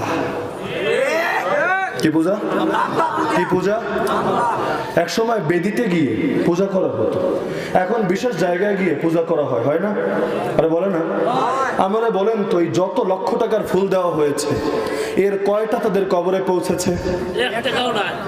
আচ্ছা, এখান থেকে কয় নেকি তারা পেয়েছে? আরে বলে না? রাত শেষ, দিন শেষ, ঝাড়ু দিয়ে যেগুলো এনেছিল টাকা দিয়ে ঝাড়ু দিয়ে সব কয়টারে বিদায় করে নেই? আরে বলে না? আচ্ছা, আপনার উপর তাদের অবদান আছে, ভালো কথা। বছরে একদিন তাদেরকে মনে আসে কেন? বাকি 364 দিন নেমক হারামের মতো ভুলে থাকেন কেন? এ কেমন আবেগ? 364 দিন খবর নাই, বছরে একদিন আবেগে গদগদ হয়ে যান, অথচ তার কবরে আযাব হলে বছরে একদিন হইব নাকি? আরে বলেন, একদিন হবে? হলে সারা বছর হবে, বাকি বছর খবর নাই। একদিন এসে পূজা করে উল্টে দিবেন, ভাববেন কবরে সুখে থাকবে। আরে ইবাদত তো ইসলাম শিখিয়েছে, লা ইলাহা ইল্লাল্লাহ, এক আল্লাহ ছাড়া কারো ইবাদত করা যায় না। নবীর ইবাদত করলেও মুশরিক। নবীর ইবাদত করা যায়? ইয়াকা না'বুদু ওয়া ইয়াকা নাস্তাঈন, আমরা একমাত্র আপনারই গোলামি করি, একমাত্র আপনারই কাছে সাহায্য চাই। নবীর জন্য নামাজ পড়া যাবে? যে নামাজ আল্লাহর জন্য না, নবীর জন্য। জবাই আল্লাহর নাম বাদ দিয়ে বিসমিল্লাহ আল্লাহু আকবার না বলে বিসমি মুহাম্মদ, মুহাম্মদ আকবার, ঈমান থাকবে? আরে বলেন, ঈমান থাকবে? তাহলে যেখানে নবীরই ইবাদত করা যায় না, সেখানে অন্য কারো ইবাদত কিভাবে আসলো? খালি পায়ে যেতে হবে, ফুল দিতে হবে, এগুলো ইসলাম শিখিয়েছে, কোরআন শিখিয়েছে, সুন্নাহ শিখিয়েছে। তো কোরআন সুন্নাহর বাইরে গিয়ে কোন আদর্শ গ্রহণ করলেন? হিন্দুয়ানি সিস্টেমে পূজা করার আদর্শ মুসলমান কিভাবে গ্রহণ করলো? অথচ সে কালেমা পড়ে মুহাম্মাদুর রাসূলুল্লাহর নামে, অর্থাৎ আদর্শ নিবে তার থেকে, কালেমা পড়ে একজনের নামে, আদর্শ নিয়ে আরেকজনের, ঈমান থাকবে? তো এই যে খাম্বা পূজার এক আদর্শ। আর বড় দুঃখের বিষয় কি জানেন? বলবো দুঃখের বিষয়, আমাদের কিছু মানুষও না বুঝে খাম্বা পূজা শুরু করেছে। এরা সেই খাম্বার সামনে দাঁড়িয়ে সকালবেলা কোরআন শরীফ পাঠ করে পূজা শুরু করে, এরপর সেখানে সারাদিন গান বাজনা হয়। শুরুটা হয় আল্লাহর নামে, কেমন যেন বিসমিল্লাহ বলে জিনা শুরু করা। সিনেমা হল উদ্বোধন করবে, শুরুতে মিলাদ শরীফ পড়ে। আরে পড়ে না? আরে পড়ে না? আগে আমাকে বলেন, কাজটা শরীয়তে বৈধ কিনা? যদি কাজটা শরীয়তে বৈধ হয় তাহলে না কোরআন শরীফ দিয়ে শুরু করবেন। কাজ যদি শরীয়তে বৈধ না হয়, এই খাম্বা পূজা করার অনুমতি তো ইসলামে দেয় নাই। তো লা ইলাহা ইল্লাল্লাহ, ইবাদত হবে একমাত্র আল্লাহর, কোনো খাম্বার না। আল্লাহ তাআলা আমাদের সবাইকে জীবনের সব ক্ষেত্রে একমাত্র তাকে রব এবং ইলাহ মানার তৌফিক দান করুন। আল্লাহ তাআলা আমাদেরকে একমাত্র তার জন্য জীবন কোরবান করার তৌফিক দান করুন। বাঁচলেও আল্লাহ, মরলেও আল্লাহ, সুখে থাকলেও আল্লাহ, দুঃখে থাকলেও আল্লাহ, ভালো থাকলেও আল্লাহ, খারাপ থাকলেও আল্লাহ, শুকরিয়ার হালতেও আল্লাহ, সফরের হালতেও আল্লাহ, শুধু আল্লাহ আর আল্লাহ। সে আল্লাহ ছাড়া আর কিছু বুঝি না। আল্লাহ আমাদের সবাইকে তার উপর ঈমান রেখে শেষ নিঃশ্বাস ত্যাগ করার তৌফিক দান করুন। ওয়া মা আলাইনা ইল্লাল বালাগুল মুবিন। আসসালামু